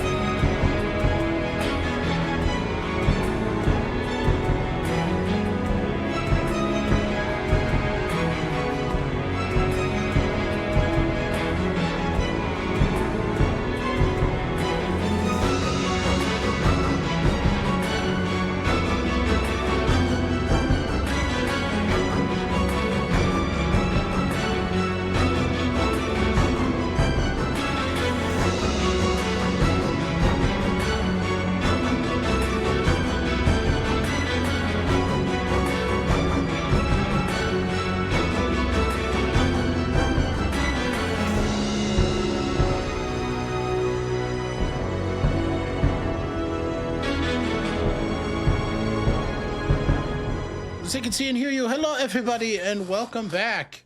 So, we've got a green dragon flying in the general direction of the party, and a pack of Kaiman swiftly dashing their way forward. I will say Dolores and Zio can give me a history check to gauge how fast these things are, to see if you can recall how fast these creatures are. Nat 20s for a 24. Nice. Lou is taking all of the good rolls. Lou's taking the but I did roll. juice. Oh wait, I'm at a disadvantage. You're at disadvantage. Okay, rolled a 16. Yep, a 5. Okay. Dolores, you know that the Kaiman have a, you know that they are fast. They have a base movement speed of 80 feet. If they are dashing, it's 160 feet per turn. And as we established before break, about 500 feet away from you. But they were about 500 feet away from you when they did that on a copper turn to move towards you. That Echinacea called out. Okay. So if you're here in like 10 seconds? something insane like that. 10, 12 seconds. Yeah. So that's the question. Go ahead, Angie. Blah, blah, blah. Just thinking that 160. So 2 turns to 200. I'm trying to do quick math. Mm-hmm. 2 turns, it would be 320. 400, and then 320. 480. So like 3 to 4 turns. Mm-hmm. Mm-hmm. Which is like, and that's 6 seconds. 12, so per turn. 24 seconds. So the question. Get ready. And they're Let's do this one. Okay. I wrote Lou and was read. I said, Lou says, "Get ready." What does Dolores say? that's what Dolores said, but I read my name Yeah, you're first. you're so good. You're valid. I can see them moving. Are they in a pack? They're in a pack. You do not. And I can see the dragon. You can see the dragon. He's not. I will say, with that 31 investigation, you can tell that Vermithrax is not gunning to the position. He's flying to the position, but he is not moving at nearly the pace that the Kaiman are. Yeah. And I get a sense. Do I get a sense that he has true sight? That a dragon of that size has true sight? I will say, given your time with, roll me Helgond and Ishwar. Jesus, give me an investigation check with advantage. With advantage. Yeah, you've spent a lot of time with 12, dragons. So 25. 25. I remember that you read up on chromatic dragons in Ishwar's library before meeting with what's her nuts. Isradon. It's Radon. In recalling your knowledge, green dragons do not have true sight. They have blind sight up to 60 feet, dark vision to 120 feet, and then a passive, you're just above table, a passive perception of 22. Okay, So and what no Echinacea is true going to do, Echinacea is going to say, Casimir, dip with me below the tree cover for a sec. And they're going to dip out of Vermithrax's line of sight, and Echinacea is going to cast Wall of Force in a globe around the pack. Okay. Let's actually, okay, we're going to move to the map here. We'll move to the map to see the bird's eye view of what Echinacea sees the pack moving as. Does that sound good? Mm-hmm. There we go.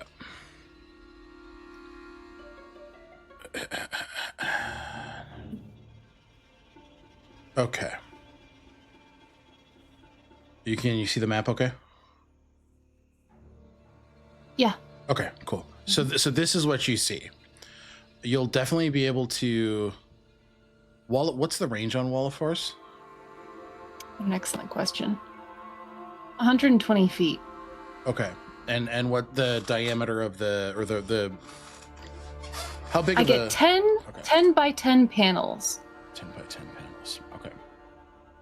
So, and Casimir can also cast Yep, he also has Wall of Force. 10. So they're not moving in a pack, they're scattered. I misunderstood. I thought that you said that they were like moving as a pack.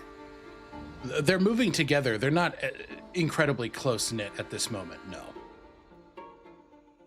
Sorry, I'm also trying to fix the captions because for some reason they're fucked up on... Echinacea wouldn't have done that if it didn't look like they were moving as a pack. That's fine. Then you don't... Because it wouldn't make sense. Then you don't have to expend the spell slot. They also wouldn't have dipped down to do it. Okay.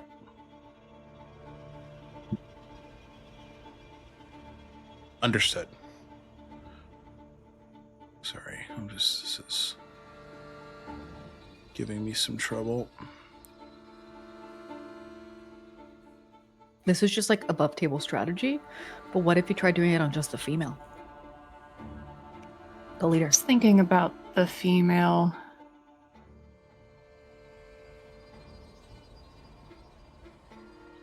Echinacea doesn't know what Zio and Dolores knows, though, so that feels like meta. We would have shared it. I thought that Through was yeah, relayed. pretty understood that it would have been shared. Yeah, I think that was. I have no issue with that. If that's information that was explicitly given, I was under the impression that it was shared, just because it makes sense to have shared it. Okay, then Echinacea will do that. Okay. So, redo. We do. Casimir and Echinacea dip out of sight, out of Vermithrax's sight. Echinacea will cast Wall of... They will, in the telepathic bond, say to Casimir, make us invisible after I do this, if you can. Understood. And they'll cast Wall of Force around the Big Mama. Big Mama. Okay. Big Mama. So I'm just going to put in aura on it to show that it is under Wall of Force. Does that sound good? Sounds good. Okay. Big Mama. Okay. Oh, green on green really was a genius move, dipshit. Okay. There we go. So there is the Wall of Force. Okay. Are we... And they use Monroe's Rose to do it. Oh, awesome. Okay, so you're not expending a spell slot. Cool. Correct. Okay. Am I understanding correctly that you guys are prepping to fight and not flee? It's not that. Echinacea's trying to disrupt the things chasing the party. Okay. They're trying to give them a priority other than us. Okay, sure. Okay, group on the ground. What are you doing? Dolores is standing her ground because she knows they're coming no matter what. Like how fast they are. Okay, so as she said, red. Yeah. But will Echinacea share that they Wall of Forced her? Yeah. Okay. I've trapped the matriarch. She'll be stuck for 10 minutes. Okay, we don't know if they'll keep going, but hopefully we can start moving. The dragon is also approaching. There's a dragon in the sky. Did the dragon say that? Did the dragon get angry at don't you, know. or talking to Dolores? Oh, Yeah. But what did I do? What did? Yeah, because the dragon was talking to Dolores. Yep. Though, right? Yep. Yeah. But I don't know that the Vermithrax is the dragon. Oh, we don't know. That's true. We don't know. Well, I think with Echinacea, I don't know. Yeah. I'm fine saying like you guys can do some deduction here with Yeah, like but Dolores wouldn't be able to make that deduction. Sure. I think Dolores will just relay. I offered them a song, and was about to try to negotiate, and then I just heard, nothing on the other end. Did it say it wanted a song? It was wanting something, or it wanted to see what I could offer. And that was just my first bid. Okay. Okay. What's its name? Did you get it? Yeah, Vermithrax. Vermithrax. Okay. Echinacea, that is a dragon name. Yeah. Okay. That's So we sit here and definitely get torn up by the Kaiman once they're able to continue. If they do, if they're not already, the rest of them already coming. And I will say, Echinacea, 3 of them have peeled back to try and fight the wall. They're not going to inform them that that's a fool's errand. They're like, good. Yeah. Good. No, focus. Good. Yeah. Okay. There are 5 remaining. They're continuing this way. Okay. So the dragon talks, right? Should be old enough. Yes. Communicates. Crazy idea. Maybe head towards the dragon, and maybe the Kaiman will see that as a bigger threat. All right. Why not, Captain? Okay. I will say, the dragon is coming from a similar direction as the Kaiman. Are you guys going to kind of really? circle around? Yes. Oh, I thought you said that. I gotcha. I thought it was coming from around the volcano. Right, but they're coming from the same direction. Oh, So Vermithrax flew from behind, but they're both heading southwards. That makes sense. So you can kind of do a northeastern duck around to avoid the Kaiman if you'd like, Yes. with the intention of intercepting Vermithrax and not contending with the Kaiman. Am I understanding correctly? yeah. Okay. Yeah. We don't know. Yeah, I think Zio in their mind is thinking this dragon is big enough that it's going to find us regardless. And if this is its turf, Mm-hmm. it's going to find us. Okay. Yeah. So with everybody moving forward, attempting to avoid the Kaiman and make it to Vermithrax, I need everybody to make me an athletics or acrobatics check, depending on how they're moving. I will say for Casimir and Echinacea, flight seems inherently dexterity based. So let's do acrobatics there, and then give me stealth checks to avoid the Kaiman. Sound good? Okay. What's the acrobatics for? Sorry. Just speed, just movement. Oh, okay. 17. 17, 26. 26. This exhaustion is killing me. Yeah, it's rough. Casimir's moving at a good pace. Lucian's zipping. I will say that You you were and doing I buddy system, so you're last rolling flat, Angie. yeah. So do a Oh, freshman. okay. I got 26. I'm pulling you along. Yeah, let me I rolled 2. Yeah, roll flat. Just Four. roll it. Do a brand new roll. Hi, Patrick. Oh my god. So much. Okay. Oh. Acrobatics 28. 28. Okay. Everybody with their different rolls, despite the disadvantage plaguing them, everybody rolled a 15 and up at the very least. So you're all moving at a very quick pace. You're moving at a let's say that we're going to treat this as a dash. So you guys are all essentially dashing away. And now give me those stealth checks. Okay. Am I still using the help action? I think with Everybody like- on the ground is gonna add 10 because Lucian has cast Pass Without Trace. Ooh, nice. 31. 31. I can only assume that help would be something that makes sense with an acrobatics check, but stealth is Stealth I have check. advantage. That's kind different. of you're gonna roll that on Yeah, your own, but so you're I'm still gonna add plus disadvantage.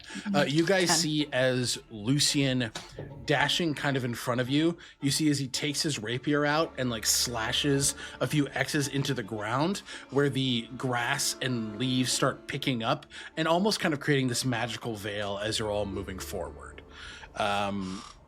That's the little magical flavor of his Pass Without Trace. Some camouflage. 23. 23, great. Casimir. He has advantage because he's Oh, yeah. Okay, even better. Yeah, that's a 22. He's hiding. Lucian. Who's Lucian? That's a 41. Jesus. Jesus Christ. And Lou, you got a 31. Okay. I got a 27 Okay, great.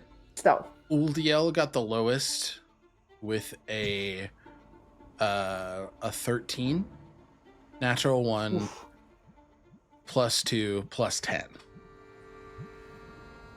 That's a natural one, little baby. Yeah, so she's moving pretty slowly. She is about 40 feet behind the rest of the group. The Kaimen have not yet caught up, but there is space being created here.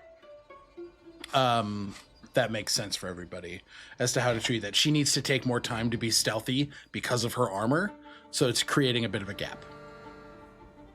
Echinacea will remain closer to Oldiel in Okay. the air. Okay, so you're kind of hovering, say, like 20, 30 feet? Mhm. Okay, cool. Absolutely. I'm going to roll a round of perception and athletics checks for the Kaimen, the remaining 5 Kaimen that are moving forward. Perception, I will roll. The perception roll for the entire group, a 5 on the dice, plus 2 for 7. They do not know where you guys are. They are running towards your last seen location. And so I will roll athletics. And 11 plus 11 for 22. So they are still moving at a rapid pace, but now we're creating more of a Y here, where they're moving in this direction, you guys are moving here. Okay? No catch up at this point. Echinacea, with your line of sight, you're still able to see those 3 Kaimen, like it just going relentlessly on the shield of their matriarch. Very focused on getting her out. Okay. Give me another round of athletics or athletics, acrobatics, and another round of stealth, please. Okay. Can I use the help again? Yes. With, Yep. My assumption is that these rolls are always going to get help from Dolores unless Lou says otherwise. Does that make sense? For the running? For the running, yes. Yeah. And then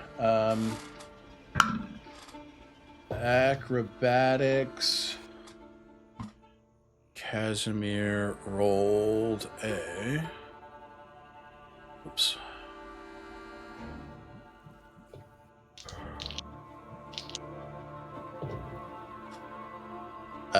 Rolled a 12.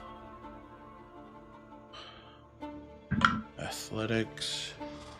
Kaylin rolled an 18.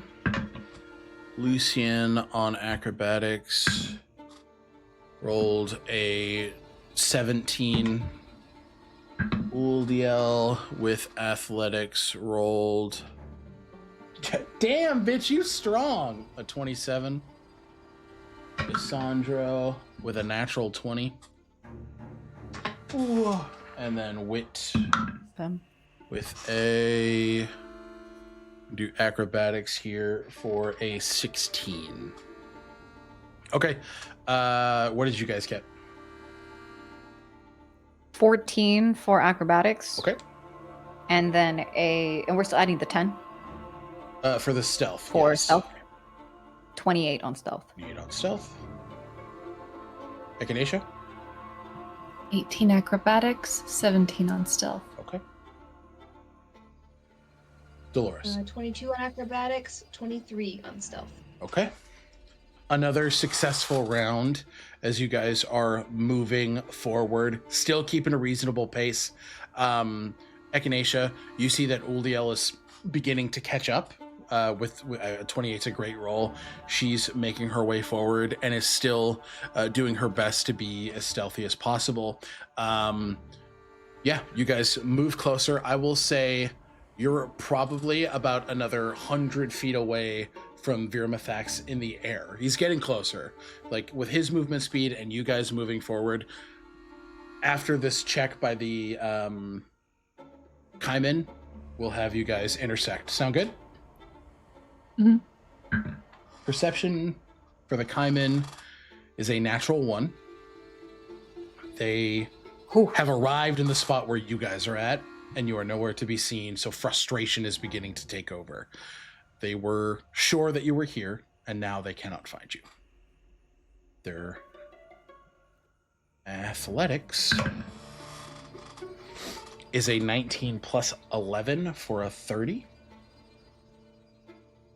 So they're moving quickly. They've made it there quickly, but nothing's there. You guys are gone. Okay. I will say then, do you guys call out to get Vermithrax's attention? Because he, at this point, can't see you guys. Ooh. With those stealth checks rolled, and the fact that Echinacea and Aasimar are invisible, he is unaware of you at this point. Okay. So the ball, the quick balls in, yeah, you guys can check in above table. Quick above table, because we could call out to him, and that is a risk because we don't know what he wants or if he'd be willing to talk. Are we willing to take the risk? Or should we stay low and, I don't know, potentially maybe wait for him to call back to either Dolores or another one? Echinacea's instinct would be to defer to Zio and Asandro and Dolores in this moment, given that they, this is the Scorched Isle, and, Vermithrax's role in it, they don't pretend to understand. Mm-hmm. What do you think, Lou? I could do this easier, I think, in character, if that makes sense. Because it's a Yeah. lot of, like, is that okay with you? Or, I don't know. I feel like it's a lot of knowledge that, well, but anyway.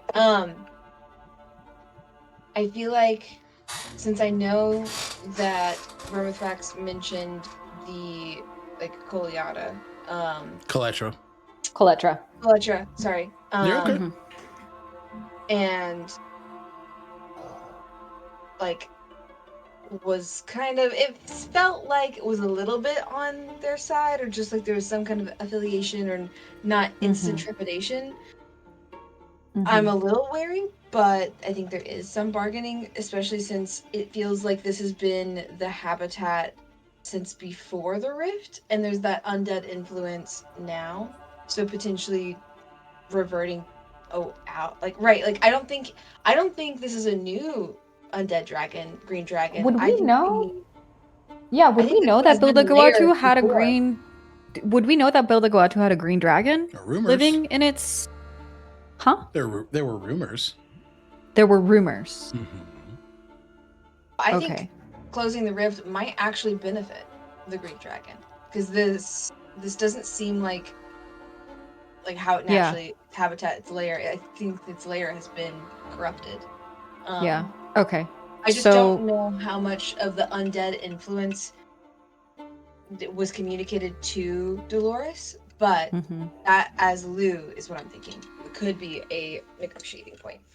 Me as Angie, I want to talk to the dragon. I think it would be cool, and I'm just trying to gauge everyone's trepidation with us. Hello, train. Hi. Yes. I'm trying to gauge Take everyone's risk. trepidation at the table with making a risky decision. Mm. Yeah, fucking balls to the wall. Yep.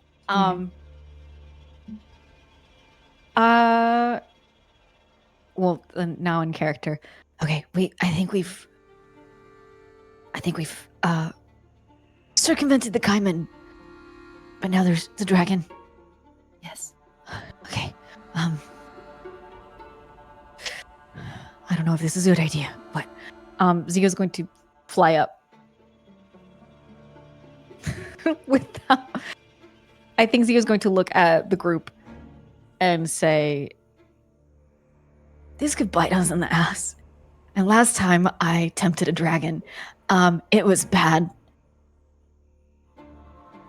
But if it's a risk that people are willing to take, potentially we could avoid one big challenge over another big challenge.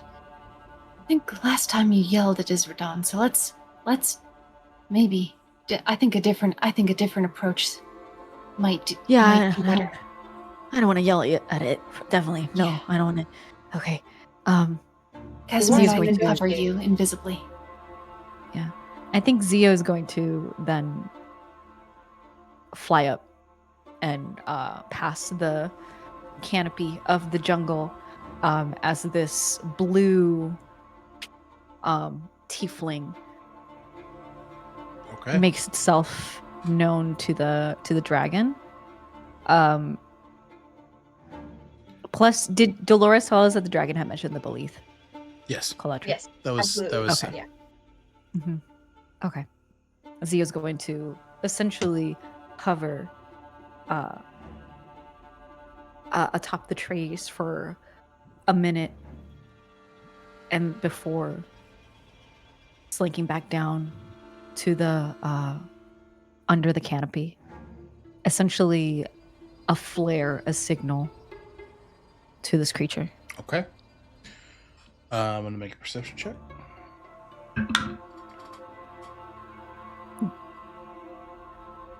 Oh man, it's a perception check for the Kaiman. No. Damn. No. Oh.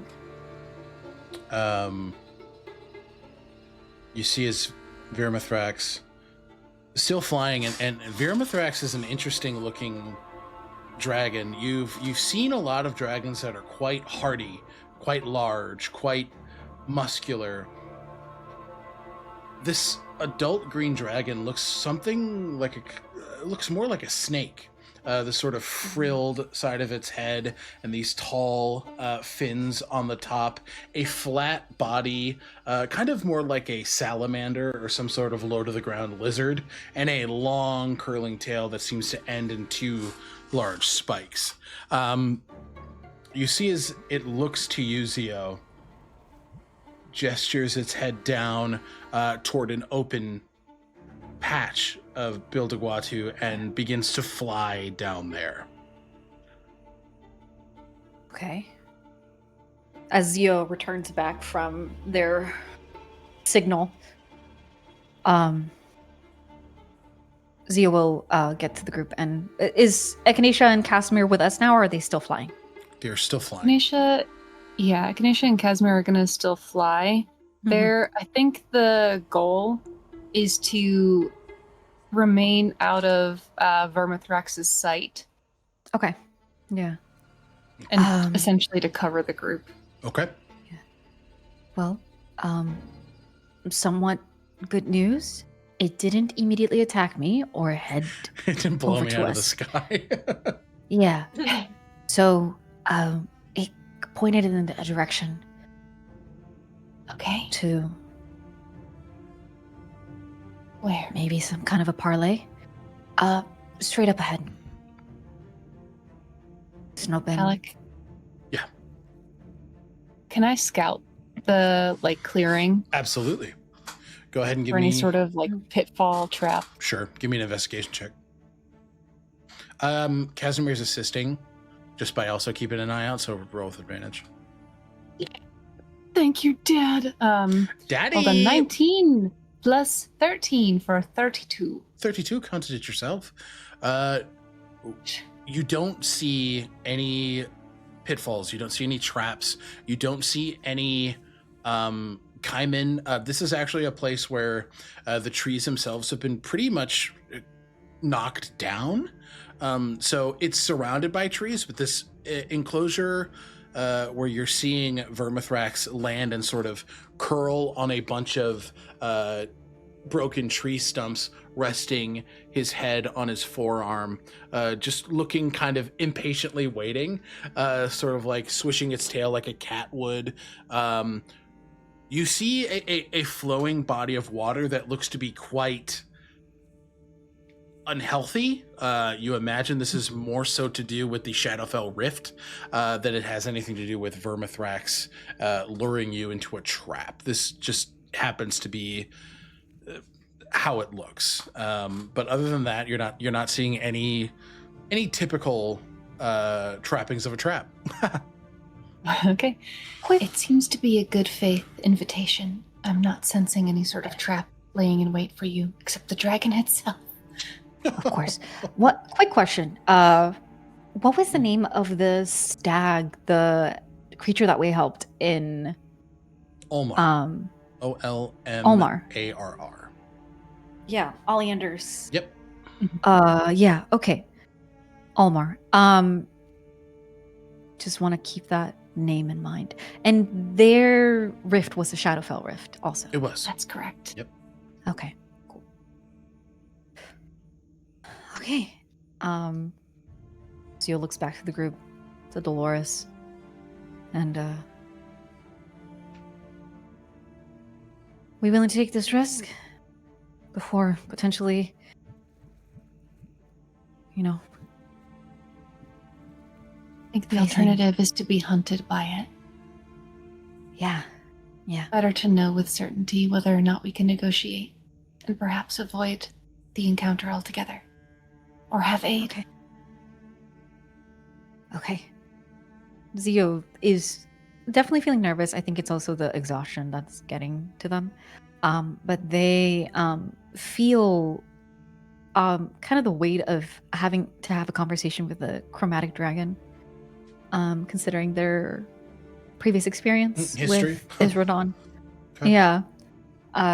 So Zio's going to kind of lead the group as they make it to the clearing and As you approach. make your way down, Zio, can you give me a wisdom saving throw, please? Oh boy. Okay.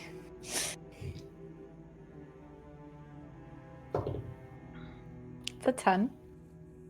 Okay. Nothing happens. Okay. Okay. You I'll say as we walk, Dolores still is hand in hand with Zio and just reminds him, we all don't know what we're doing. You got this. And gives you a bardic inspiration. Oh. Just like a little I gave it my shot. And you saw how good that worked. Doesn't want music.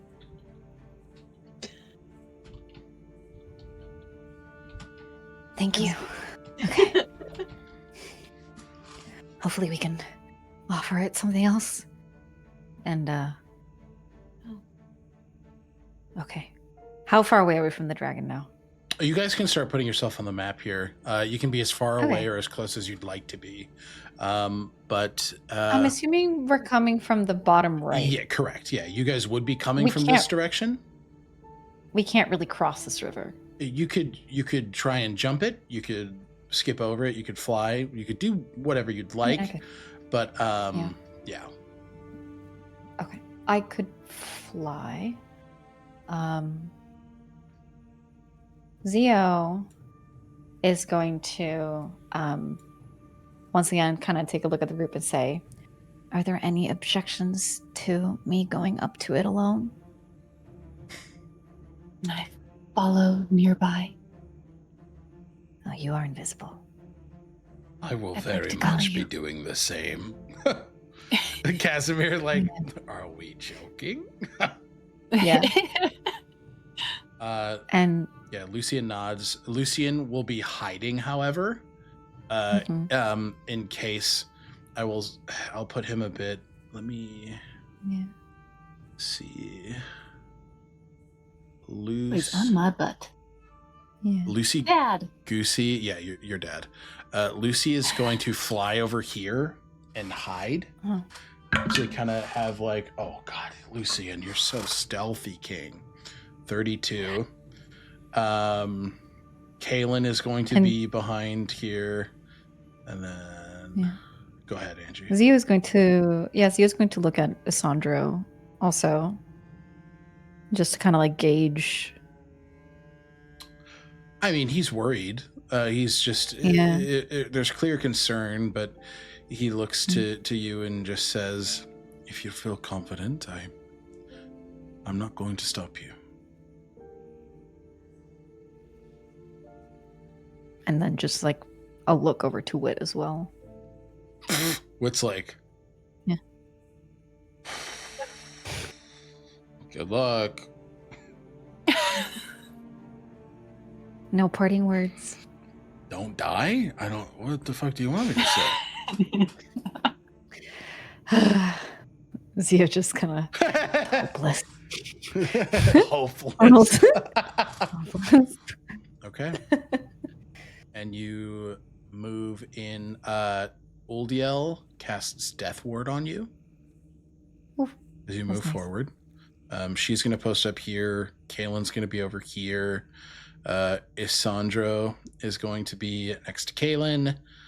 Wit is leaning against a tree like a little bitch boy. And then Dolores, where are you going to be posted up?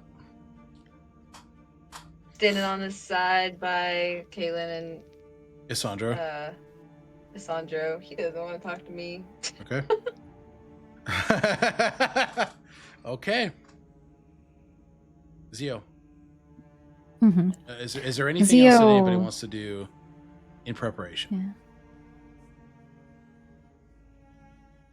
Yeah. No? Okay. I have several reactions that are waiting to pop off, but it's only if things go badly. Only if I need them. Only if I need them. Got it. Understood. Okay. So you begin to approach this adult dragon, who is sat, like I described earlier, kind of curled like a cat. This long, barbed tail just sort of flicking and swirling around. Zio's going to fly over this sick river and then sit atop one of the dead trees, just so that they're at least at eye level with the dragon. Okay. Vermithrax, I presume. You presume correctly. Your friend Dolores did not give me your name, but she did offer a tune. Is that a good offer, you think? Dolores is very good at performing and providing music. It's the type of music that gets under your skin and makes you feel something. It's been far too long since I've heard a dulcet tone. I will have to take you up on that. Looks to you, Dolores, and just a very fangy grin. It looks like a cobra. Just two large pronounced fangs on the top and two more pronounced on the bottom. Now, what is your name, little one?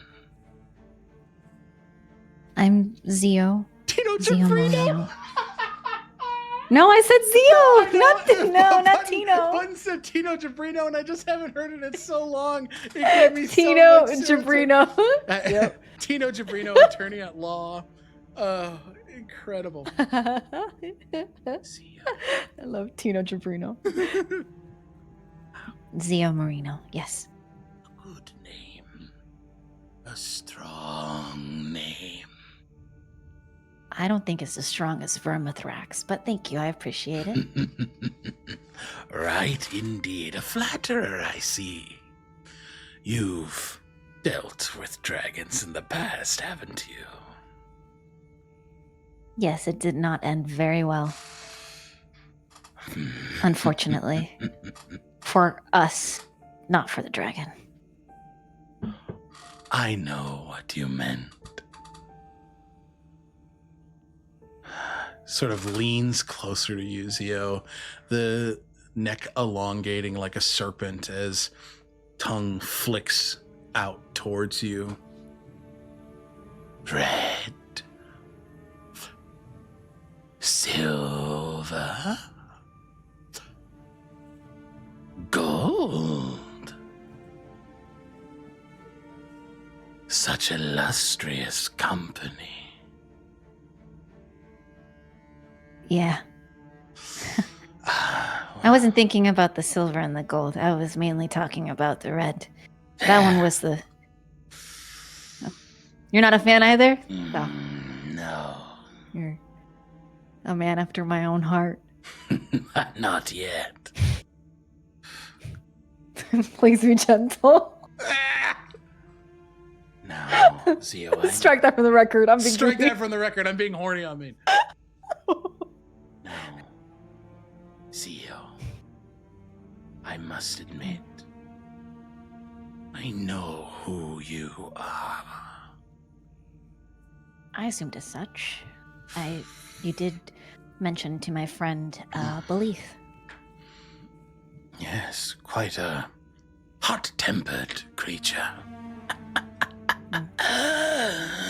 The inhale is a bit of a wheeze, and you can see the decay on the rib cage. Vermithrax's left arm just sort of covering it and holding it close and just...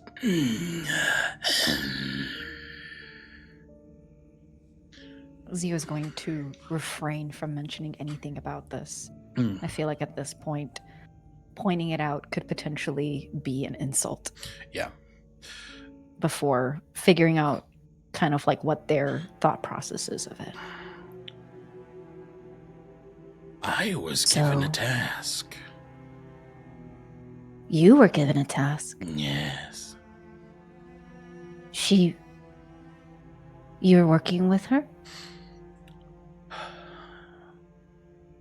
I am now, but things can change depending on the opportunity. Okay. I was charged to bring her your head. I quite like my head. Here on my body, not. Let me be blunt. Zio Marino. Give me a reason not to take it. And maybe you and I can make a deal.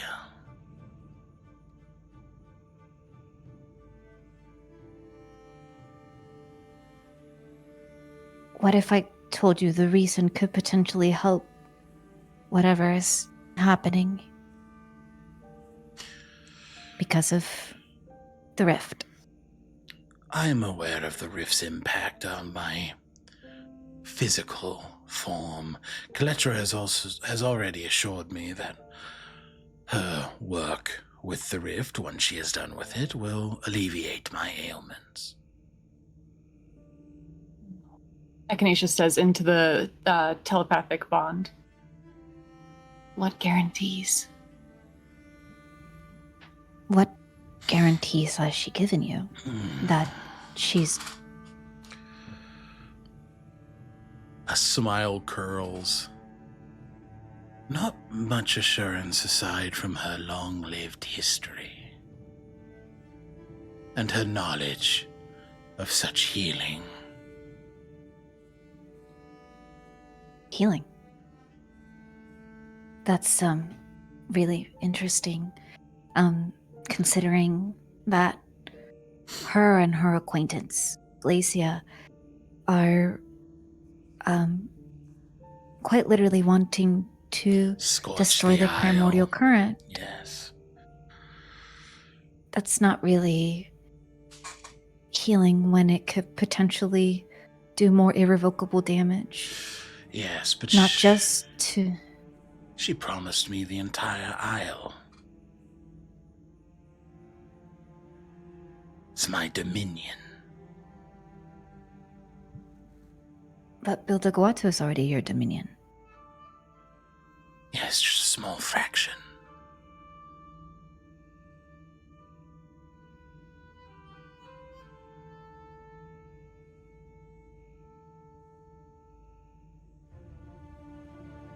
So you want land. I want a place to call home. And I wish not to taste decay when I breathe. And what if I told you that my friends and I have been successful, definitively successful before, in closing a rift? Have you ever heard of the entity Almar?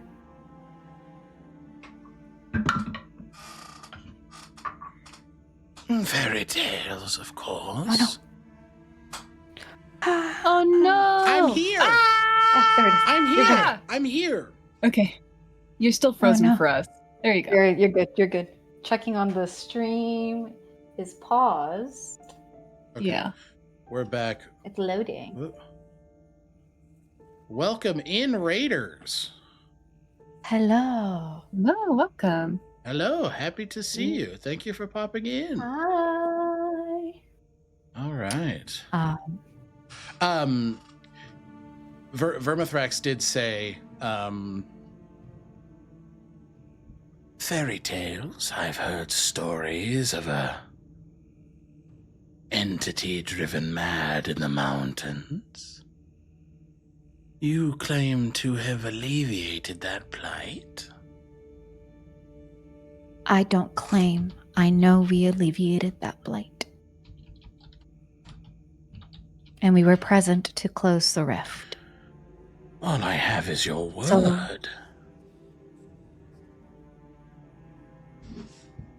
What evidence do you have of this event?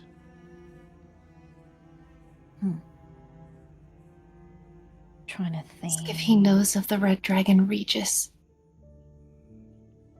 Do you know of the Red Dragon Regis? Or sort of a yes. Regis. Wiser than most red dragons. I don't know. But I don't know. Zio, real quick, just to double check in the mind link. Should I mention Pepper? Regis can verify that we closed the rift. Regis can verify that we closed the rift.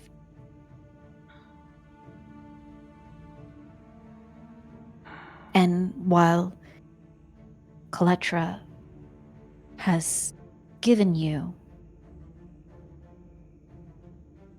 the possibility of closing the rift and stopping this decay from continuing to stifle you. If you don't trust my word, trust the word of another dragon. We have done so, and we have the capability to do so. Trust is a thing that is hard to come by in times like these, but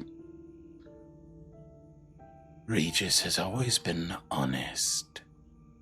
To a fault, of course. I will reach out.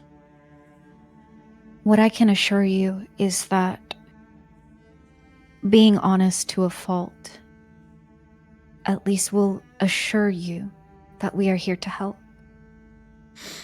And unfortunately, Coletra, the Belief, Inglasia, the Elwinar, do not share the same honesty as your fellow dragon.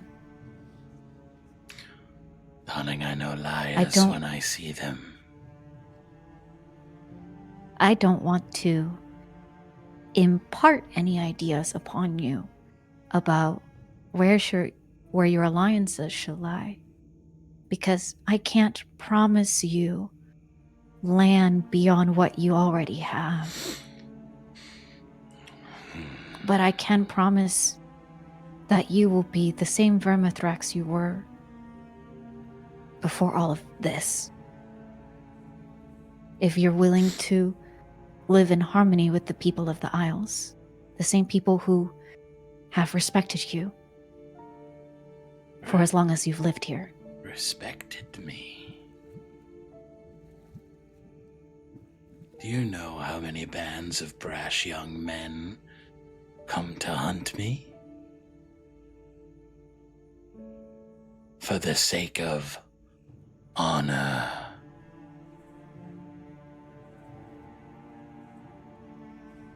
Leans forward to you again. Only promise what you can truly give. Now, you say you can offer healing. Yes? That I most certainly can offer. Give me a persuasion check with advantage. Would be a flat roll. Yeah. Then. Yep. But I do have a Bardic Inspiration. You do. So that's That's a D8. that's the Bardic Inspiration. D8? Okay. It's a D8 to the roll. It's a flat roll, add a D8. And it's a Persuasion? Yep. Mm-hmm. It's a 20! Let's go! Oh my god! I told you it's got a swing on the other side. Incredible. Okay. Isn't it? Plus 12. 32. 32. And you know what? I am gonna roll the Bardic Inspiration. Yeah, like just because. see how high it gets. That is 36. Counted it myself. Okay. Counted it myself. Nicely done. I do want to check in. Dolores and Echinacea, what are you doing in this time as Zio is having this conversation with Vermithrax? True to their word, Echinacea has been watching Zio like a fox, invisible, ready to protect them in case this interaction goes sour, and sort of speaking into Zio's mind. Yep. So I think as this engagement is occurring, seeing how well it's going, there is just this trust, right? Echinacea's on edge, they're ready to react, but they're hopeful. Absolutely. Okay. Perfect. Dolores. This is the first, I believe, the first dragon. Yep. At least, unless they were hidden in their human form that Dolores has ever seen. And so she's just like, What the fuck? what the fuck? Snake thing. It's like a morbid curiosity. Like, yes, this thing could kill me, but it is also really cool. Yeah. And so she's just gawking and listening. Like, it has a unique cadence of voice and reverberation. Mm-hmm. Like, just observing how it moves, the natural frequencies that it speaks on. Like, the way, this thing is big. I'm sure the voice booms and it moves. Like, yeah. It's at a concert where it's not just you hear it in your voice, you feel, I'm sure, a dragon speaking is just like through the ground, it's bone rattling, right? Like there's a reverberation. I mean, that's a perfect word for it. That just completely like rocks through you. Okay. Now, this is good because I would quite like to be healed.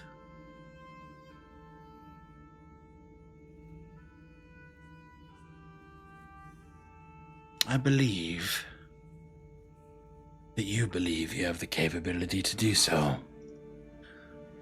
I will confer with Regis momentarily.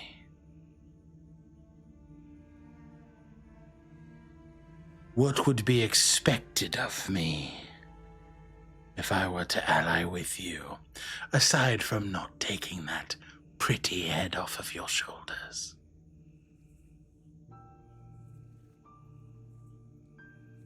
Zio,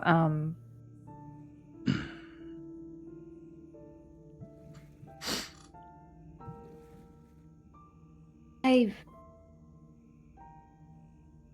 as great as having you at our side would be in this situation, you are part of this island and of our nation. You are part of its history. You are part of its environment. I don't want you to put you in harm's way for something that we are dealing with because some individuals believe that their way is the only way to fix what's wrong. So, all I ask is that you don't work with Coletra.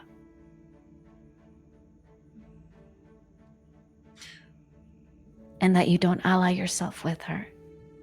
And if you choose to do something for your home,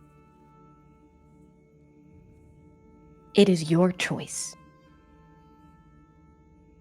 Not because of a bargain.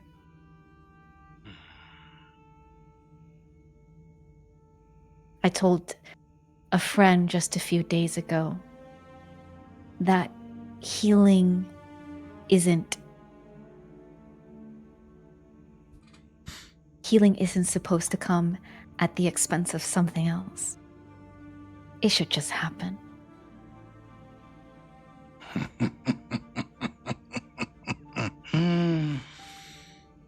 I like you, Zio. Well, I like you too, Vermithrax. I would like to make introductions with your allies.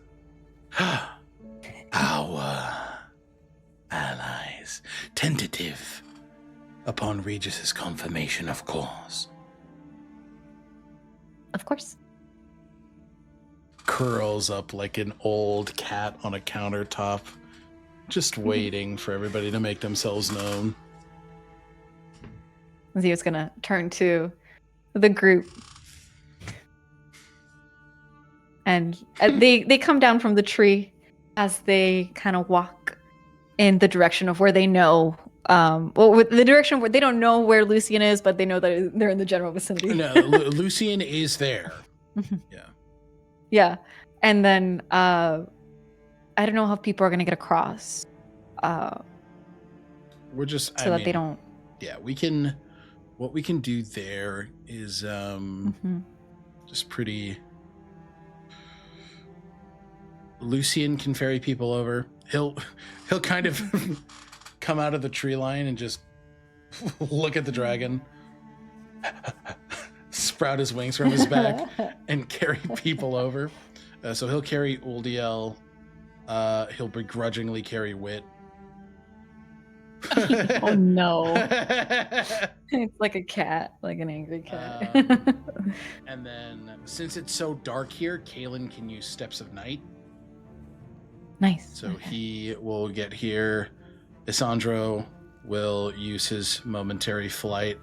And then, if needed, Kalen can ferry you across Dolores. Is it something I can jump with acrobatics? Yeah, you could jump it with athletics. Is 35 feet too much? I don't know. Given your My movement? you can jump. Yeah, okay. So the easiest way is going to have Kalen carry you. What can I try? Yes, you can. So give me an athletics check to get from here to here. This is going to be super easy. 15 feet. Okay. Super easy. The plan is, I want a backhand spring. Like I'm gonna Okay, but I want to say, I want Vermithrax to see who they were talking to. like it's like a cartwheel, and like this is like the halfway through, like where my hands meet, and then like I do like another like really big jump on this side. Yeah. So give me the something roll, good. and then we'll describe what it looks like. That's what I'm aiming for, and that's a 29. Yeah, I'd say on that first one, you absolutely do everything you've described and make it here. Mm-hmm. Now this one, Yeah. that's 25 feet. Yeah. Okay. Yeah. All right. I'm going to need another athletics check. The DC has indeed Another one? changed. Yes. They're two separate jumps, dude. Okay. Where can you put your token where you're jumping from and ping where you're jumping to? There's so many easier places I gave to Luz go. so many outs, and So she was like, fun. I want to do it. I want to jump. Look, I'm on one today. There, and then I got a 25. You got a 25? Yeah. Your DC is 26. Fuck. Damn. So I have an inspiration if I'm allowed to reroll. You can but if it's absolutely too late- re-roll it. Yay! It could be worse. She gets a fucking 1, dude. Let's see 1 second. oh no. Guess who's lucky though? Yeah, you do have the lucky feet. Okay, we're gonna just do one of those.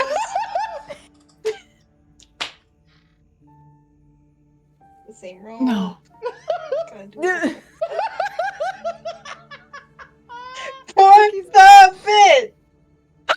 Worse. 20. That's fine. Oh, Guys, no. so I see this as Dolores doing the thing where like when cats are trying to jump and they're like, where's the comedic track? Hold on. Where is it? Where is it? There it is. Okay. So you guys see Dolores do this expert back handspring into a double axle backflip over the first batch of this river. And Dolores is so fucking sure that there is no way in the 9 hells she's missing the next one. Oh no. no. Lou, if I could add some flavor. This bitch saunters to the end of this little patch of land. Just hip swaying, moving with nothing but confidence and gravitas. Oh no. And have you ever seen the video of the cat trying to jump from one ledge to another and it just goes Mhm. and then goes completely down? No. Dolores goes Oh no. and then just makes it about 2 feet and plump. Dolores, Mhm. Yeah. I need you to make me a Constitution saving throw and a Wisdom saving throw. Oh no.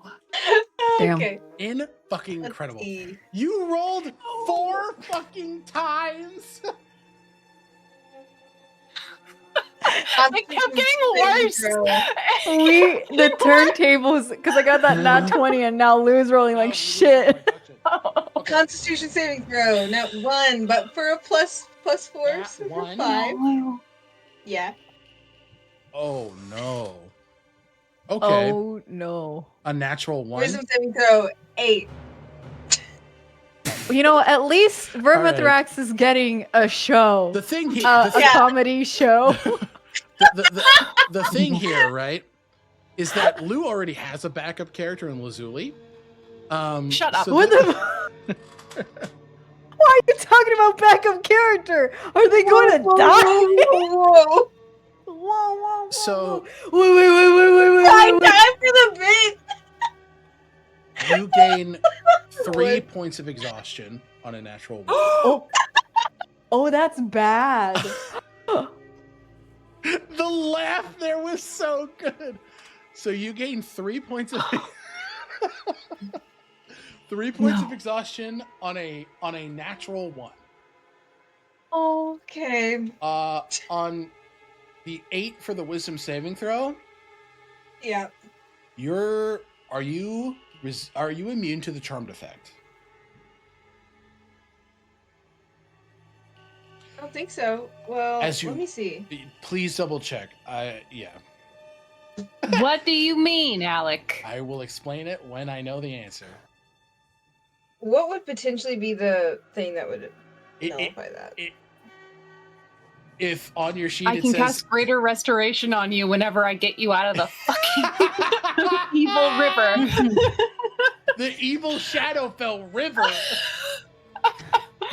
The literal river Styx. You tried to do One- one backflip over. I have a reaction to be countered to. I have counter charm that can react That's a to being spell, charmed or though. frightened. Okay. Okay. You, Dolores, you look down to see your mother and father at the Great. bottom of this river This beckoning is so you. good.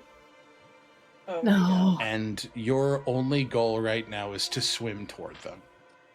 God. Just keep so heavy. Oh, good. So, I need everybody. I mean, guys, you're standing I'm there for so about sorry, guys. 3. No. I'm not even gonna make you fucking roll. Okay, you sit Okay. here for about 5 to 6 seconds. Dolores does not pop up. She's swimming Whoa, down. whoa. Okay. And Dolores. Vermithrax says, "Oh, that smelled Hey, it's not good. It's not good.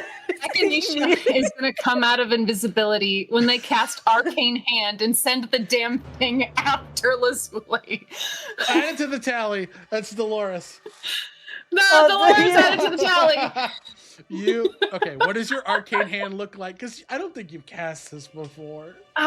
I have it, and I put it into my That's- ring from Harry Oten. So Echinacea reaches outward. Holy fuck! They had been about to ask Zio in the telepathic bond if they should reveal themselves or not, and then Dolores just goes underwater and doesn't come out, and that makes the choice for them. They reach out their hand, and out of invisibility, starting with the ring itself with a little rosebud on top, Yeah. comes out of invisibility. The roses unfurl and petals expand into this giant brass hand that I believe is large. It's large. It's like a large creature. Yeah. And The literal the river hand, Styx. yeah, the hand just dives into the water, and I think I have to grapple you. One sec. Yeah, you had to. And so. Fucking piss myself, dude. Oh my god! It was Lou going. I'm gonna use another one. I could have had two Oh, more, no. but I felt like it was getting worse and worse, and so it's just like, no, stop. Okay, That's so fine. yes, this is a grapple check. Yes. So I use the hand's strength, and if the target is medium or smaller, I have advantage. You're medium, correct, Lou? yeah, all of you guys are medium. Yeah. So you have Okay. advantage on this. Dolores, you can make a athletics or acrobatics check to avoid this. Do I have to? You are charmed to pursue your parents. Yes. I did roll a nat 1 for a 10. Okay. I rolled an 18 on the die plus 8. Okay. That's great. That's 26. Mhm. Okay. Echinacea, you feel your arcane hand scoop around Dolores and just lift her up. As soon as you are out of the water, Dolores, the charm effect goes away. You still have 3 points of exhaustion. The hand is just going to gently float Dolores the rest of the way to Echinacea. What happened? She coughs up for a bit and she says, "I really need to get that fixed. Get what fixed? Pollution." Pollution. Yes, we're gonna try and fix it. That's the goal. Are you? Does she look like out of it with the exhaustion? What's Echinacea looking at? I'm checking what the levels are really quick because I don't know what third level exhaustion. So third level exhaustion. So for the first one, you have disadvantage on ability checks. Your speed is halved at level 2 and level 3. You have disadvantage on attack rolls and saving throws. Okay. Girl. Number 4 is your hit point maximum is halved. 5 is your speed is reduced to 0. And then 6 is And then you 6 is die. You die. Cue 6 is diggity dead. Cue Dark Souls, you died animation. You died. So yeah, what does Dolores look like in this state? A wet cat. Her flame gone. Like or just whining.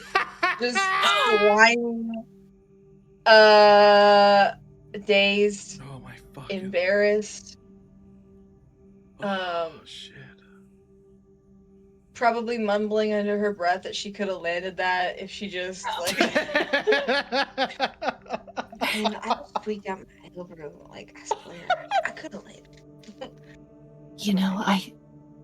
Dolores, I think you were really close. And Echinacea's giant arcane hand is going to, for a moment, shield you from view. Do you mind if I fix you up a second? No. She's so out of it, she's like, I don't mind.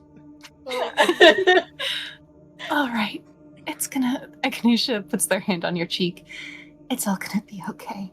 And they're going to cast Greater Restoration. As they do, the same flower that appeared when the two of us climbed to the top of the tree house appears and tucks behind your hair. And as it does, your flames reignite.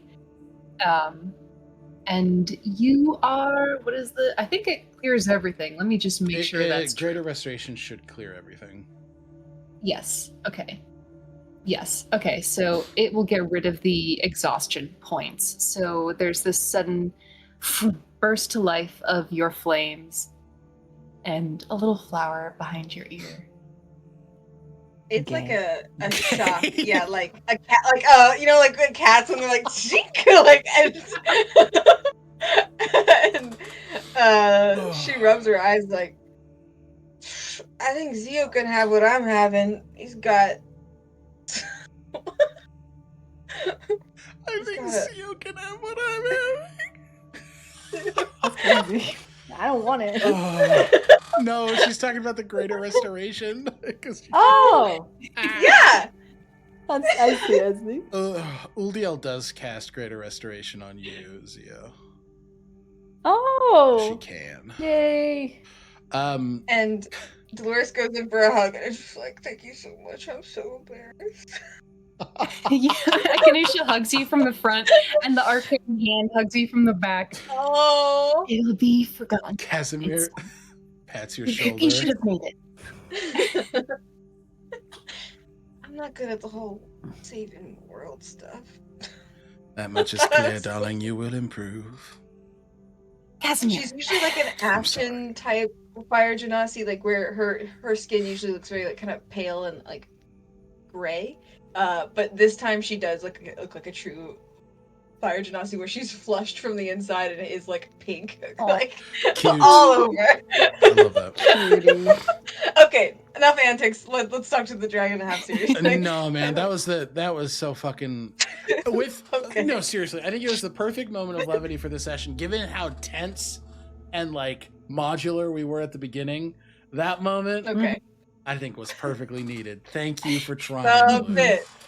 Incredible. It would Okay, have been so sick. Vermith. But, Go ahead, Button. Sorry. Just realizing that they've revealed themselves, Echinacea's hand is going to unfurl, and at the end of the minute, it's going to, like, princess wave goodbye. And Echinacea, as it dissolves, is just going to say, apologies for hiding. There was the whole business of bringing a head to someone. It was the right call. I have no ill will toward your tactics. In actuality, I quite respect them. I hope she sings better than she swims.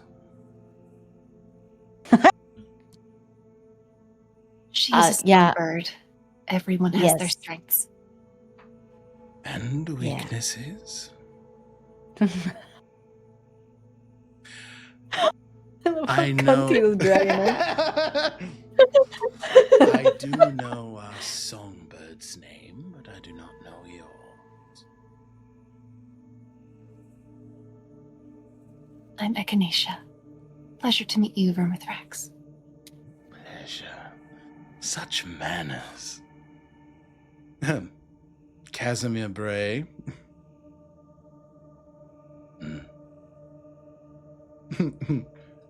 Lucian Whitmore. Lucian does not fuck with dragons. He's like, I like one dragon. I like one guy. Kaelin introduces himself. Isandra introduces herself. Uldiel introduces herself. Wit just kind of goes, Wit. That's Wit. Yeah. Such a band you have. Was the large elk in the distance yours? Yes, that's the friend that I reference in regards to helping him heal. Well, during your brief swim, I checked in with Regis. It seems you all check out. Capable of closing rifts.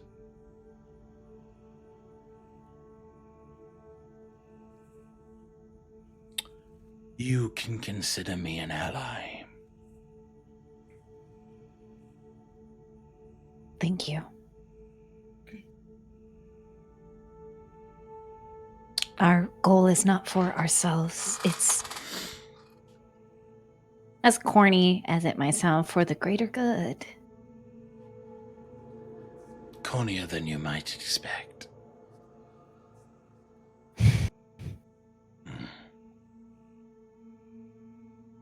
What is your plan from here on out? Enter the volcano at its mouth? Is that what you would suggest? No.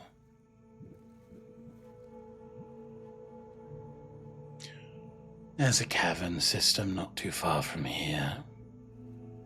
They're expecting you from the mouth. Strike them from below. Surprise them. I can lead you there if you like. But be forewarned, there are blighted creatures below. Okay. So you must weigh your options. Go where they expect you and where they're ready for you, or take on a fight and maintain the element of surprise.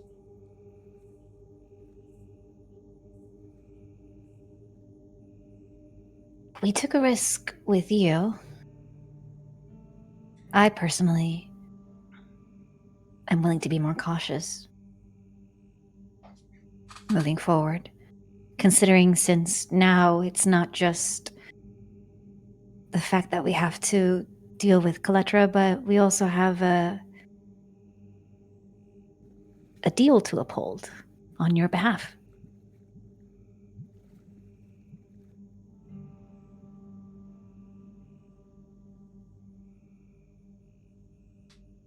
Vermithrax, is there any other entity with whom you share this isle? Not anymore. insight check that, knowing that Zio identified another creature of a challenge rating above 10? Mm-hmm. Okay. I'm not very insightful, but no, 9. Seems to be telling the truth. Okay, cool. Z was just gonna come out and say it. To be completely honest, from Athrax, I communed with the spirits, with the Amine and the spirits of nature earlier, and we were warned about your presence, but we were also warned about a second. Oh, that. Well, we don't share. The space is there no longer of their right mind. Bestial in nature, my brother. He is what you must face in the tunnels.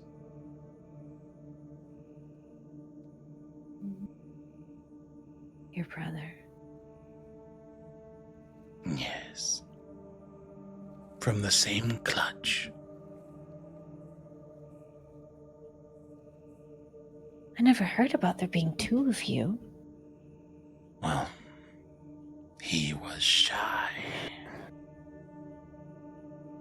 And most of you sea green dragon thought we were the same one. We rarely left our abode at the same time.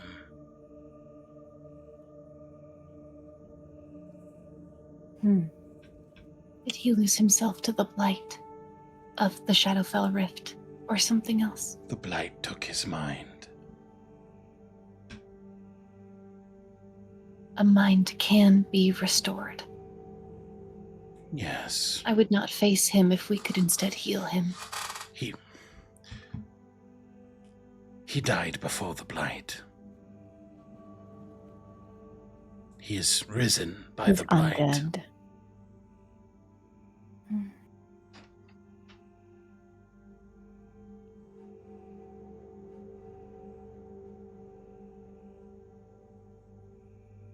Oh, that's not.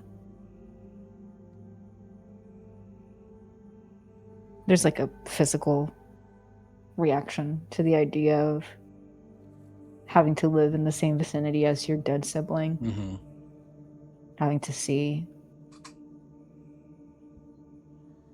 When we last closed a Shadowfell Rift, those entities who were undead no longer remained. They began to fade with the closing of said rift. If we leave him to his own devices and close the rift, he may yet be buried by your rituals and customs.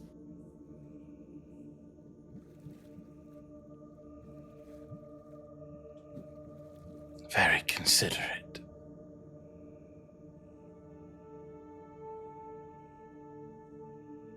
He still guards the path you wish to walk. So just know, if you take that path, you walk with my blessing to do what you must to survive.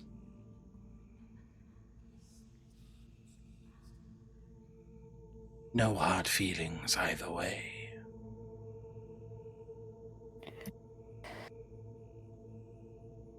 Oh.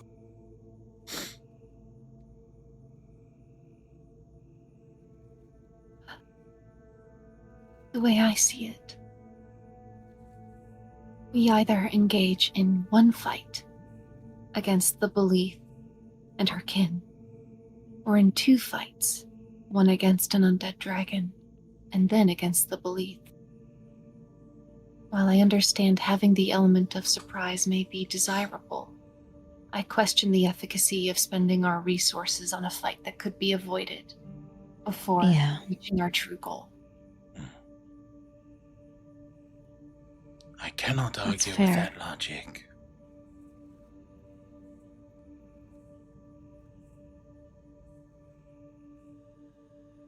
Well, We're already expected. But they don't And expect we are already... Oh, my bad. no, go ahead.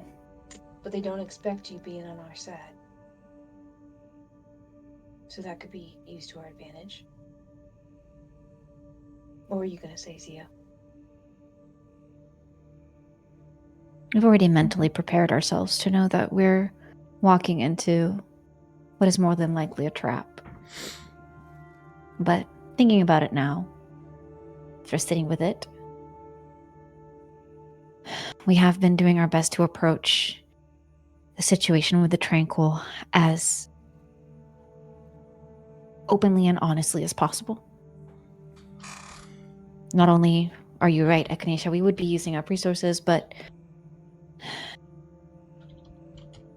going around the back entrance could potentially just also make us appear as sneaky and give Coletra the wrong impression. You mean to approach with good faith? Zio once again looks over at Wit.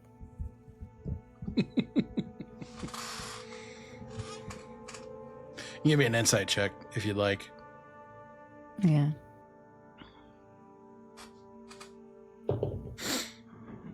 I'm no longer... You're no longer at disadvantage. Yeah, 15.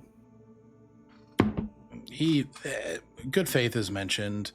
When it comes to these entities, he does not believe that that's possible. He does scoff at the idea of them reciprocating good faith. I mean to approach them with our heads held high. And with the strength that we have in each other, the knowledge that we know that we can face them. And that we're willing to talk.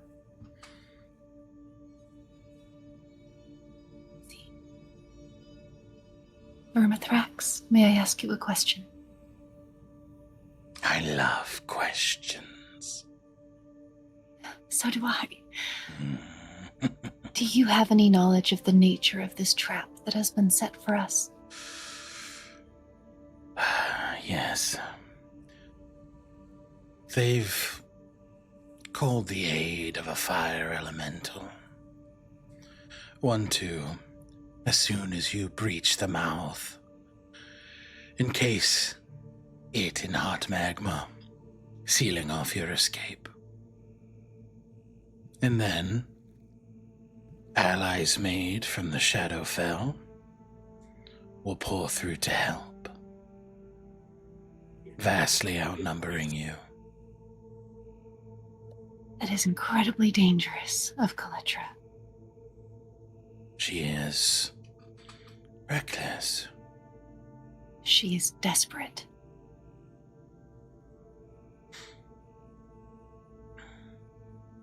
And reckless. I have a counter offer.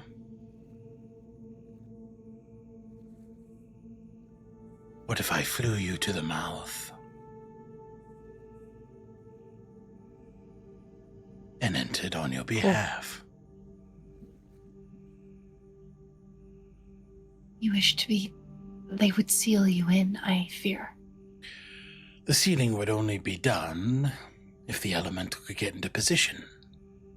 Luckily for you all, I know where the elemental will lie. Is it within the magma? It's within the magma.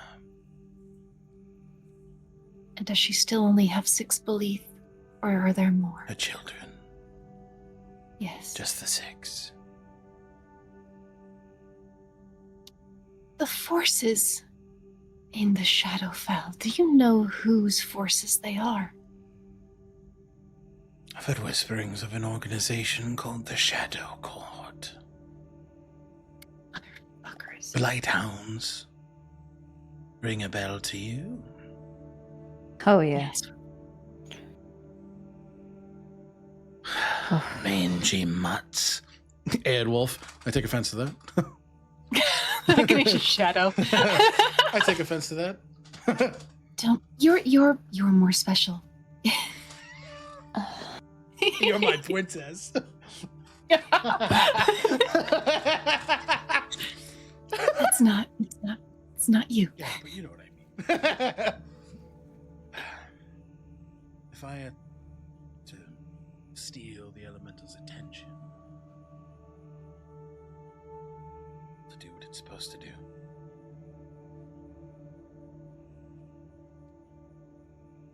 we fly in, all of you on my back, mount an immediate strike when they least expect it. I have some spellcraft. Less in this state, so I should be able to handle the elemental fine.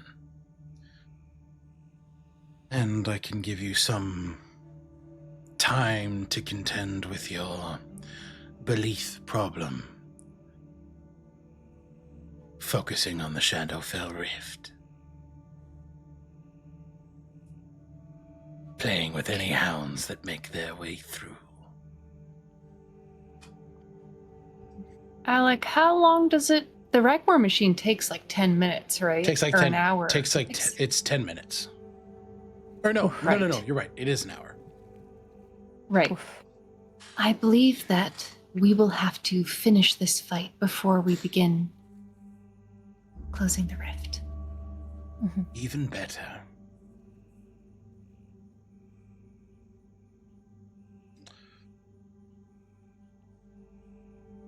Would you all mind if we walked and talked? By all means.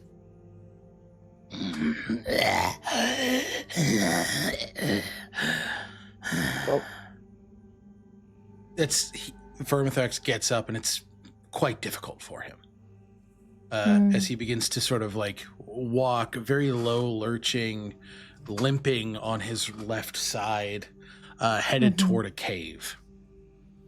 This is my private domicile. I would need help affixing something, if you would not mind. Alec, how aware are individuals of their stats? I'd say totally aware. Okay. Echinacea just says in the telepathic bond, I feel like he is being honest, and I also feel like I'm not the best to ascertain whether or not that's true. Kaelin in the Mind Palace. I could check. I would love that, my dear. You mean like to see if he's being forthright? Yeah. You can roll as well, Zio. Kaelin on Insight. An insight, I'm assuming. Yeah, rolled a 24. Kaelin will say, No. It doesn't sound like he's leading us into a trap. It sounds like he's being truthful. I have the same feeling. I'm glad to hear it affirmed. Lucien is like, I don't like it either way. That's fair too. What's up, Ange? As people start following Vermithrax to his domicile. Domicile. Zio is gonna hold back a little bit, and as oh my god, he's so big. No, I'm just showing you guys what Vermithrax looks like. Oh, okay.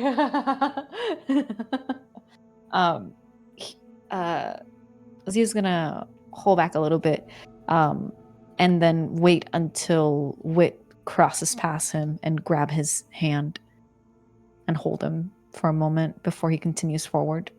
Okay. Yeah.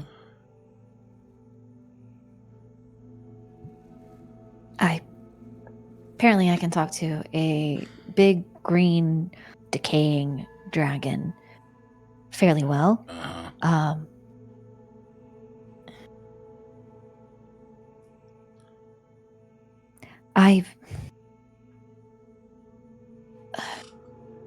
I know we're walking into a fight.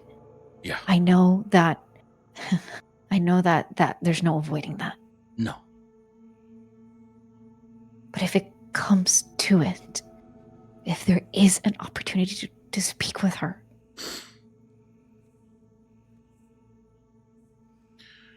it's not an opportunity to speak with her, Zio. It's an opportunity for her to lie to you.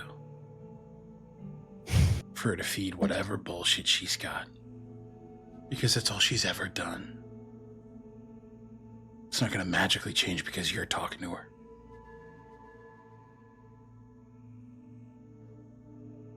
Esther has lied to me too. Yeah. And look at how things are now.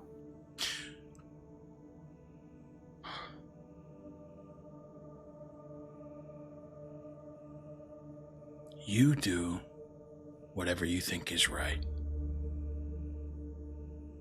I'm going to do the same. Because the minute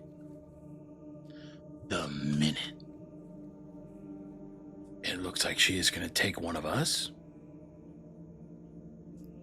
I'm taking my chance.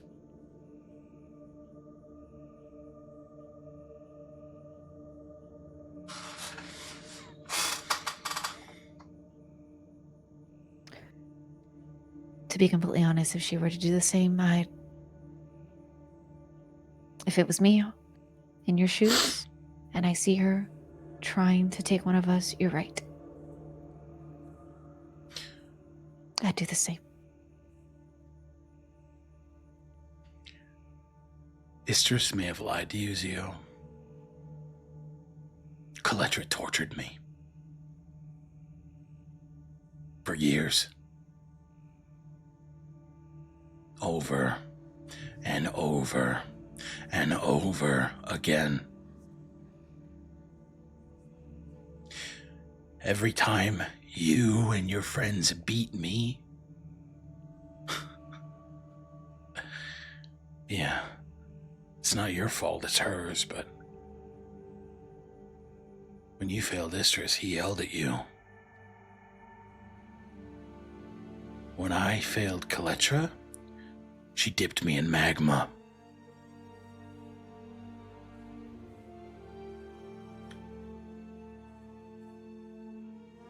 So she doesn't get grace from me.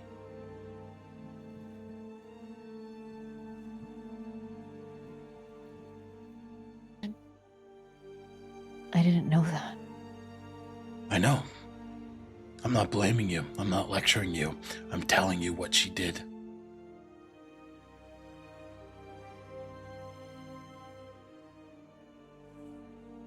Why my stance hasn't changed.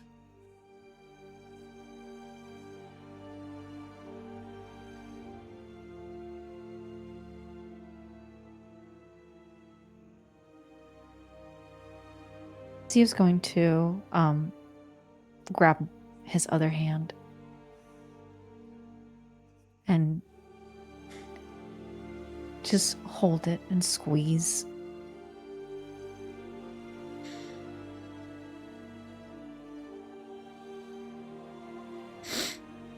We can do this.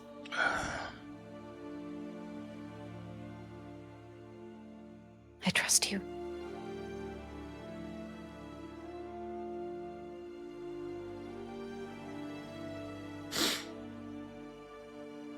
I trust you. I'm with you.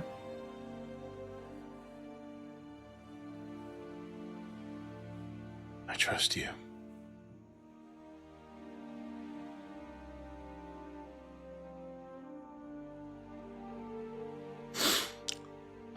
Let's go. We got a crotchety old dragon to follow. Zio is going to, as Wit starts maybe trying to tug and walk away, Zio is going to pull him in and just press a quick kiss on the corner of his lips before following the crotchety old dragon. Okay. Perfect.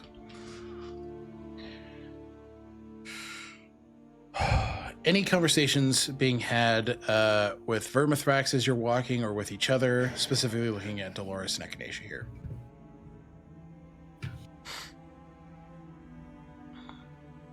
Any tips on dealing with a dragon? Well, hopefully we won't have to deal with a dragon, but if we do, just know that they're very good at resisting initial volleys. You have to wear them down. I meant like making deals. Making deals. Be very sure you're willing to give up what you offer, Righto. because they will get it. Oh my. Oh my!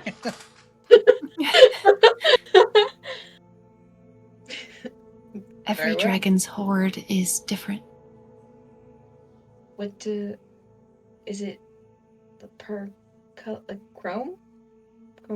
Chromatic. I'm so sorry. What was that? Is it per the chrome of the chrome? Per Color? People say per that's color. the delineation, but I believe it's personal. I see. I wonder what our friend here's horde is. Is that It's implied not- to ask? It might not put you in their favor To ask? to ask. What's But your you autistic keep trying to special ask. interest? It's more like, what's your kinks? Like, that's kind of the energy. Anyway, yeah. Yeah. I would recommend allowing the dragon to broach the subject. All right. Thank you. Our friend Pelgond, he collects heroic deeds in the people who do them. He wants to create a wall of heroes where every name of anyone who has saved someone, done a good turn, is listed for all to see. Our friend Ishvor collects beautiful artifacts of great power. Isradon is a pirate. She collects both gold and her crew. I don't know what Regis collects. Sounds like at least two of them also consider people as a part of their collections.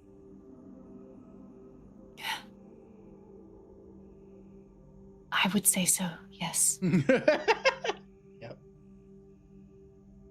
I see.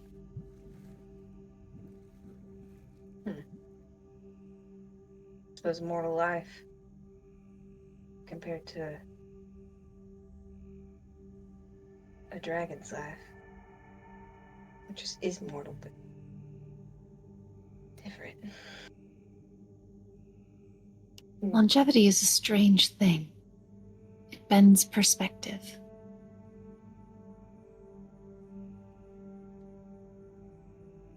Indeed.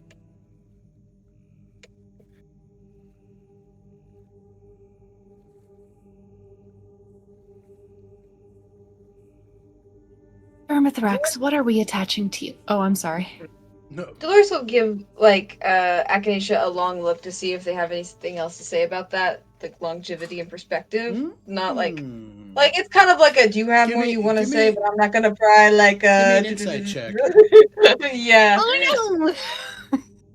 Do you want me to make a deception check? I think. Button, No, they're not. They're not being I deceptive. was gonna say I'll guess. let you gauge whatever Lou rolls. I'll let you gauge what Ah. Dolores gleans. Does that make sense? Yep. 7. Dolores is definitely giving you like I'm Whoa! holding space for you right now. I'm, If you wanna I'm holding space. looks like you're staring off into space and you can make those inside Yeah, worlds. Agonethetic's like. Yeah, Dolores, that's a really good roll. Inspiration points. I like that line of thinking too, Lou. Take an inspiration point for that. Thank you. You know that Echinacea's... Used on the flip. Sorry. You know that Echinacea's heritage is Eladrin in nature, and you know that Lorian's is too, that Thandaril's is, though you haven't met him. You've heard Echinacea talk about him. And I think it might strike you as a look of concern crosses Echinacea's face, they look to Lucian. Kaelin is elven too. But Lucian is a human man. And where Echinacea can feel certain that if Kaelin lives out his entire life, it will span the centuries as theirs does. That note about longevity furrows Echinacea's brow, and they look at Lucian, and you can see, just as they've been speaking about Pelgondan heroes, that some part of Echinacea wants to save Lucian from death.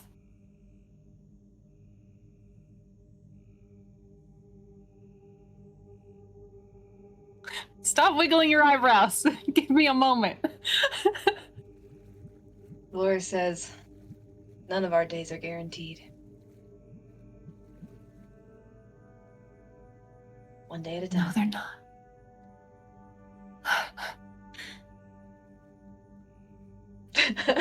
Not a very sweet thing, but like a let's not die today. You're right, Dolores. One day at a time. And gives pulls Echinacea into like a side hug, like walking him along, like Echinacea squeezes his back. I have no insights on immortality, but we gotta survive this one. Yeah. And Yeah. No use worrying about that. We've got today. Yep. incredible. Absolutely. No, I love that. That was great. And Echinacea. But like, wanted to hear. Didn't want to dismiss the concern, but also No, sorry. absolutely. That makes sense. And I just want to make sure I understand. Echinacea, you asked what you were affixing to Vermithrax? Yes. In our youth, my brother and I got armor commissioned. Not many smiths do barding for dragons, but I like to be prepared. May I ask as to the identity of the smith? That's incredible. If we make it out of this, I'll give you that name. All right, Vermithrax. Hoard your secrets. I do love secrets. A little hint into what Vermithrax enjoys keeping close. Uh-huh. But you walk into this cavern, Lou. Walking into this cavern system, you are met with a very humble living situation. There is, it's quite natural. It's nothing like what you've seen Isradon set up for herself or Ishror. This is quite literally a dragon's cave. But you walk through this main space and there's a small little nesting area. Vermithrax then begins to shrink in size as he shifts into his mortal visage, which is that of an older man, long white hair slicked completely back, a long goatee, well-aged. This man looks as if he is 85, 90 years old, walking with a gnarled cane, an arm hidden in a large sage's cloak, and he turns, eyes a deep, verdant green. Well, shall we? He has to take on this immortal form to get through this hallway, but he walks you all through it, and you enter a grand staging space where you see dragon-scaled armor fit to the specifications of an adult dragon in gold, silver, bronze, copper, brass, red, blue, black, white. There's armor for all of it's an individual armor for different dragons? It's armor made from the different colored dragons that I had said. So they're different suits of armor of that scale make. Oh. So, How? whoa. So this guy paid someone to make giant dragon scale armor of Vermithrax. other That's metal. Vermithrax, were you there for the Scale Scourge? No, but my father was. Oh. Wow. I am not ancient yet. The gold and the red were gifts from that time. But the others I had commissioned. Wow. Impressive. Quite. All Echinacea thinking is like, Holy fuck. who the fuck died for that to give me? Holy What the fuck do you mean? Who did- I love this old cunty man with his closet Yeah. of outfits. Yes. Yes. Elder gay, like all of their old dragon, like their old clubbing things, like Ah, yes. Ah. What skin do I put on this evening? Oh my god. He sort of walks forward, shaking his shoulders as he shifts back into his draconic form. What do you think? Red or gold?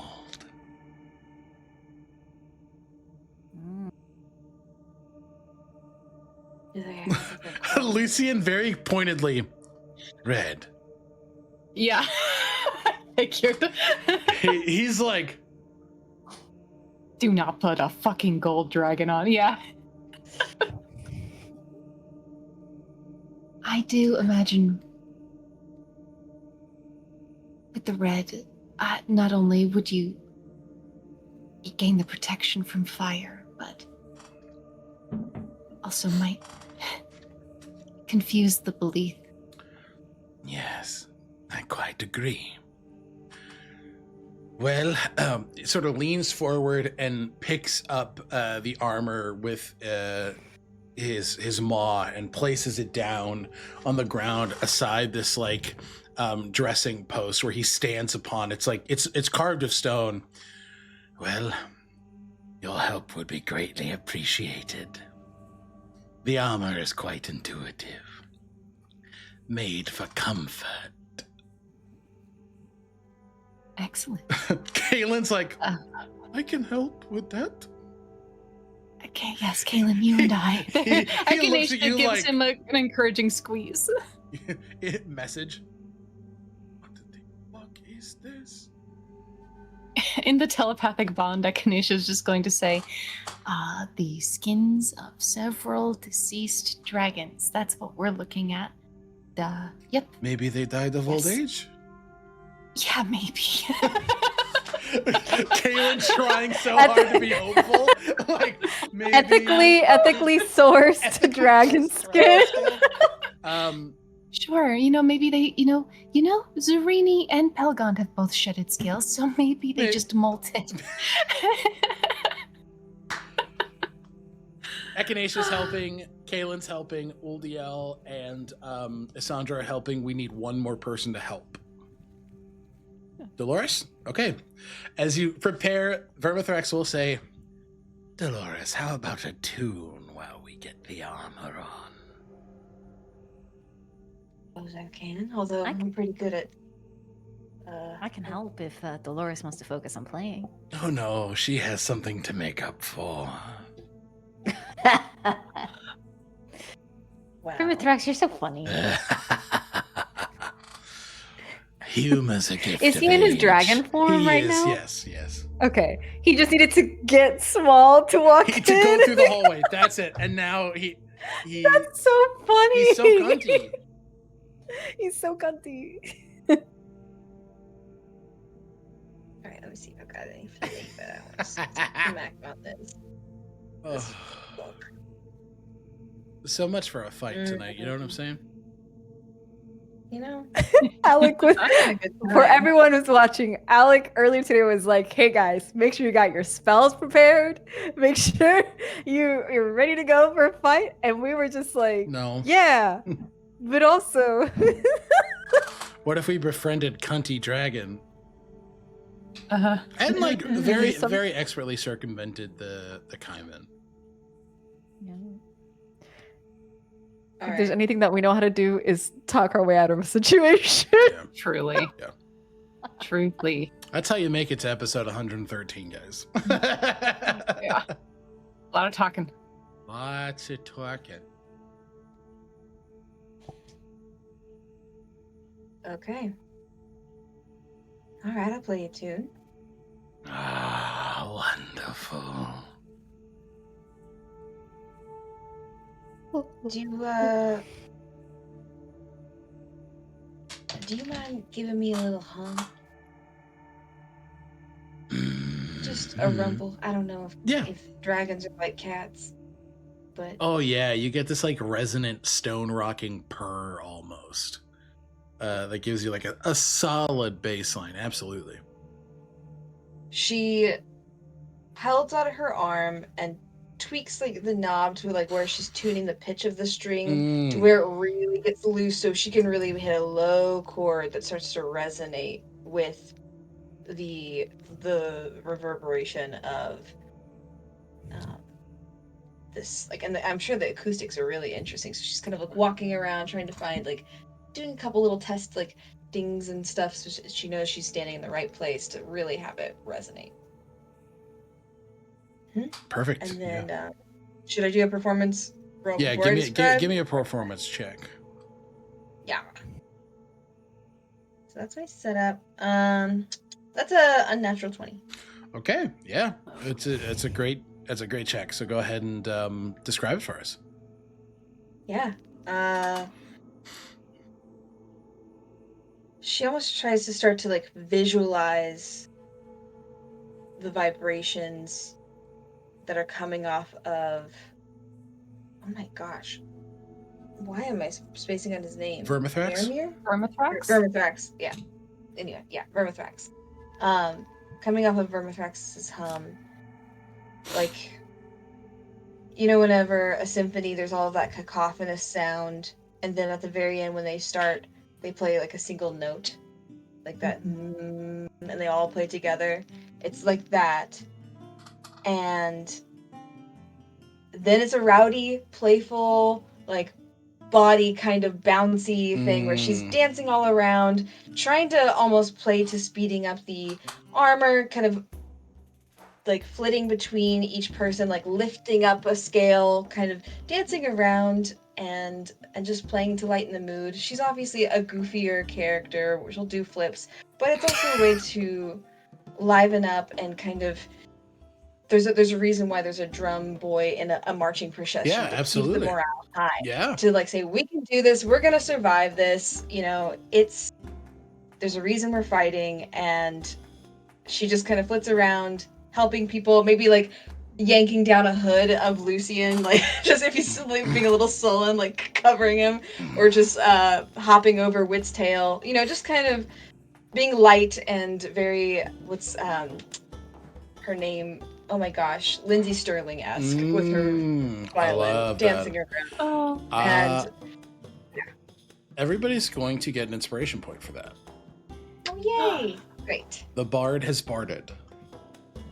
Farted. But yeah, this humming is in full swing with Vermithrax, who is like, Oh, you are good. Lucian is still sullen and like sulking in the corner and tapping his foot at the same time.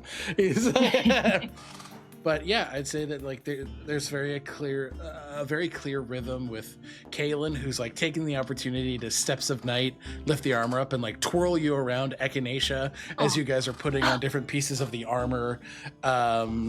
Sandro is really bad at dancing, but he's just kind of dad jigging, you know. He's like, No, he's perfect at dancing. he's lifting things up and putting it on. Zio's O is there dancing with him as well. Incredible. But Yeah. How often can you say that you've had the chance to dance inside of a green dragon's lair once, while helping the green dragon to put on armor? just the ones. But I think that's enough for me. I'm just thinking at the very end, Yeah, she kind of please. continues back to that like low and like kind of does like the last note she does in a flick with it and a deep bow. Like and it kind of goes back to the hum. So it's just like kind of slowing Hell yeah. down. Perfect. It's on an abrupt stop. Okay. The very end of that hum, there's this like resounding clink as the helm is fixed into place, that like has the same resonance as the purring itself, but it's just this like final metallic sound that in the cutting off of it reverberates throughout, like almost like when a conductor cuts everything off. Mm-hmm. Perfect. Oh. And you all see this adult green dragon clad in quite gloriously made red dragon scale armor as he looks between all of you. Well, no time to waste then, eh? Whew. Right.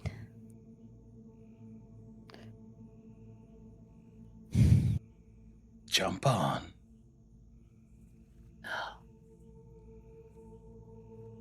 There's so many of us. Is he like that big? He'll be able. Yeah, he's huge. Wow. Awesome. Okay. As you all, unless you specifically want to fly, you can let me know. I think Echinacea will fly. Okay. Echinacea Zio will fly. will also fly, I Zio think. will fly. Casimir will fly. Lucy will as well. Just with some, the wings of the Prelude will kind of fan out in proper gold, in proper gold. The only one who gets to wear golden dragon armor today is you. Echinacea will nudge Lucian if he's still sulky. He does. He smiles and just Have to wear it right. You wear it well. plants a kiss on you first. Thank you. And as you all fly upward, curving through this cavern system, a built-in tunnel that shoots off on the side of Mother's Heart, make your way up to the mouth of the volcano. That is where we're going to call this chapter of Known Realms Tolesh. So cool. Okay. Next time, we come face to face with Collectra. Whoa. And a Shadowfell Rift. And a Shadowfell Rift. All Oh my God. right. It's happening. It's happening. All right, everybody. Thank you guys for tuning in to tonight's chapter of Known Realms Tolesh. Today's double feature. Appreciate you guys spending the time with us today. Before we head out, let's go ahead and shout out our cast and crew, starting with Angie. Hi, everybody. I'm Angie Agonethetic on the internet. My pronouns are they, them. I have been playing Zio Marino, he, they pronouns. He's been able to talk the syrupy sweetness into a dragon's ear. That's a very cool. It's a very cool thing that has happened. And you can find me, of course, here for Known Realms Tolesh every Sunday.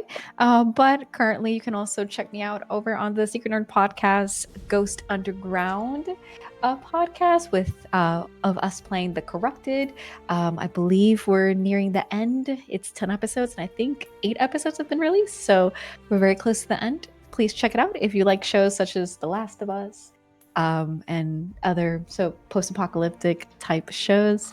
And you can also catch me over on the Imagination Arcade, not this Thursday, but next Thursday, as we complete our 4th episode and final episode of Eat the Rake. Yeah, that's me. Perfection. Thank you, Angie. Next up, You. the backflip queen, Lou. Nice. play Dolores perfectly. Yeah, Uh, correct. she her pronouns for both of us, and you can find me at Lucilia_art on the most social medias. That's me. Thank you, Lou. Mhm. Last but certainly not least, Button. Hello, I'm Button. My pronouns are they, them. I'm Bluebluebutton on social media. I've been playing Echinacea Belrose, who has one human boyfriend and is going to be real problematic about that. When I'm not playing them, you can find me over on Stealthy Elf Productions, where I play Cressida, whose husband is dead. Can't be problematic about that. In Unearthed Inheritance, and Shikapee in Outlaws of Alphenstar, who has never known intimacy, and Amanita in New World Rebellion, who is in love with Isfit. That makes sense. Holy fuck. His husband's dead. Can't be problematic about that.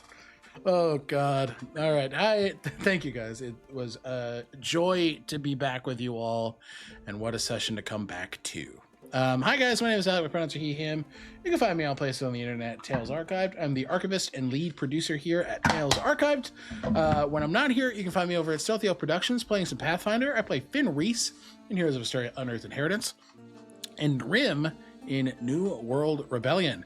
Guys, we are lucky and privileged enough to be finalists in the Crit Awards.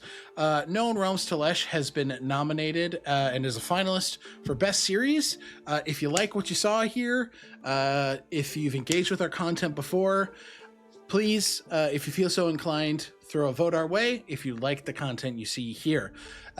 If it's not us, there are 3 other incredible productions that are also finalists. So any vote in any direction is a good vote to us. And this overlay that you see here is made by my phenomenal partner, Shannon, and is up for Best Overlay. I don't know about you guys. I think it's pretty good. I think it's pretty great. So if you want to throw a vote for that too, please do. But yeah, we are going to throw you guys into a raid over to Winter Tales, and Yeah. we'll be back. We'll be back next time as we dive into the mouth of a volcano. So we'll see you in the next adventure. Let's go. Let's go. See you next week. Bye.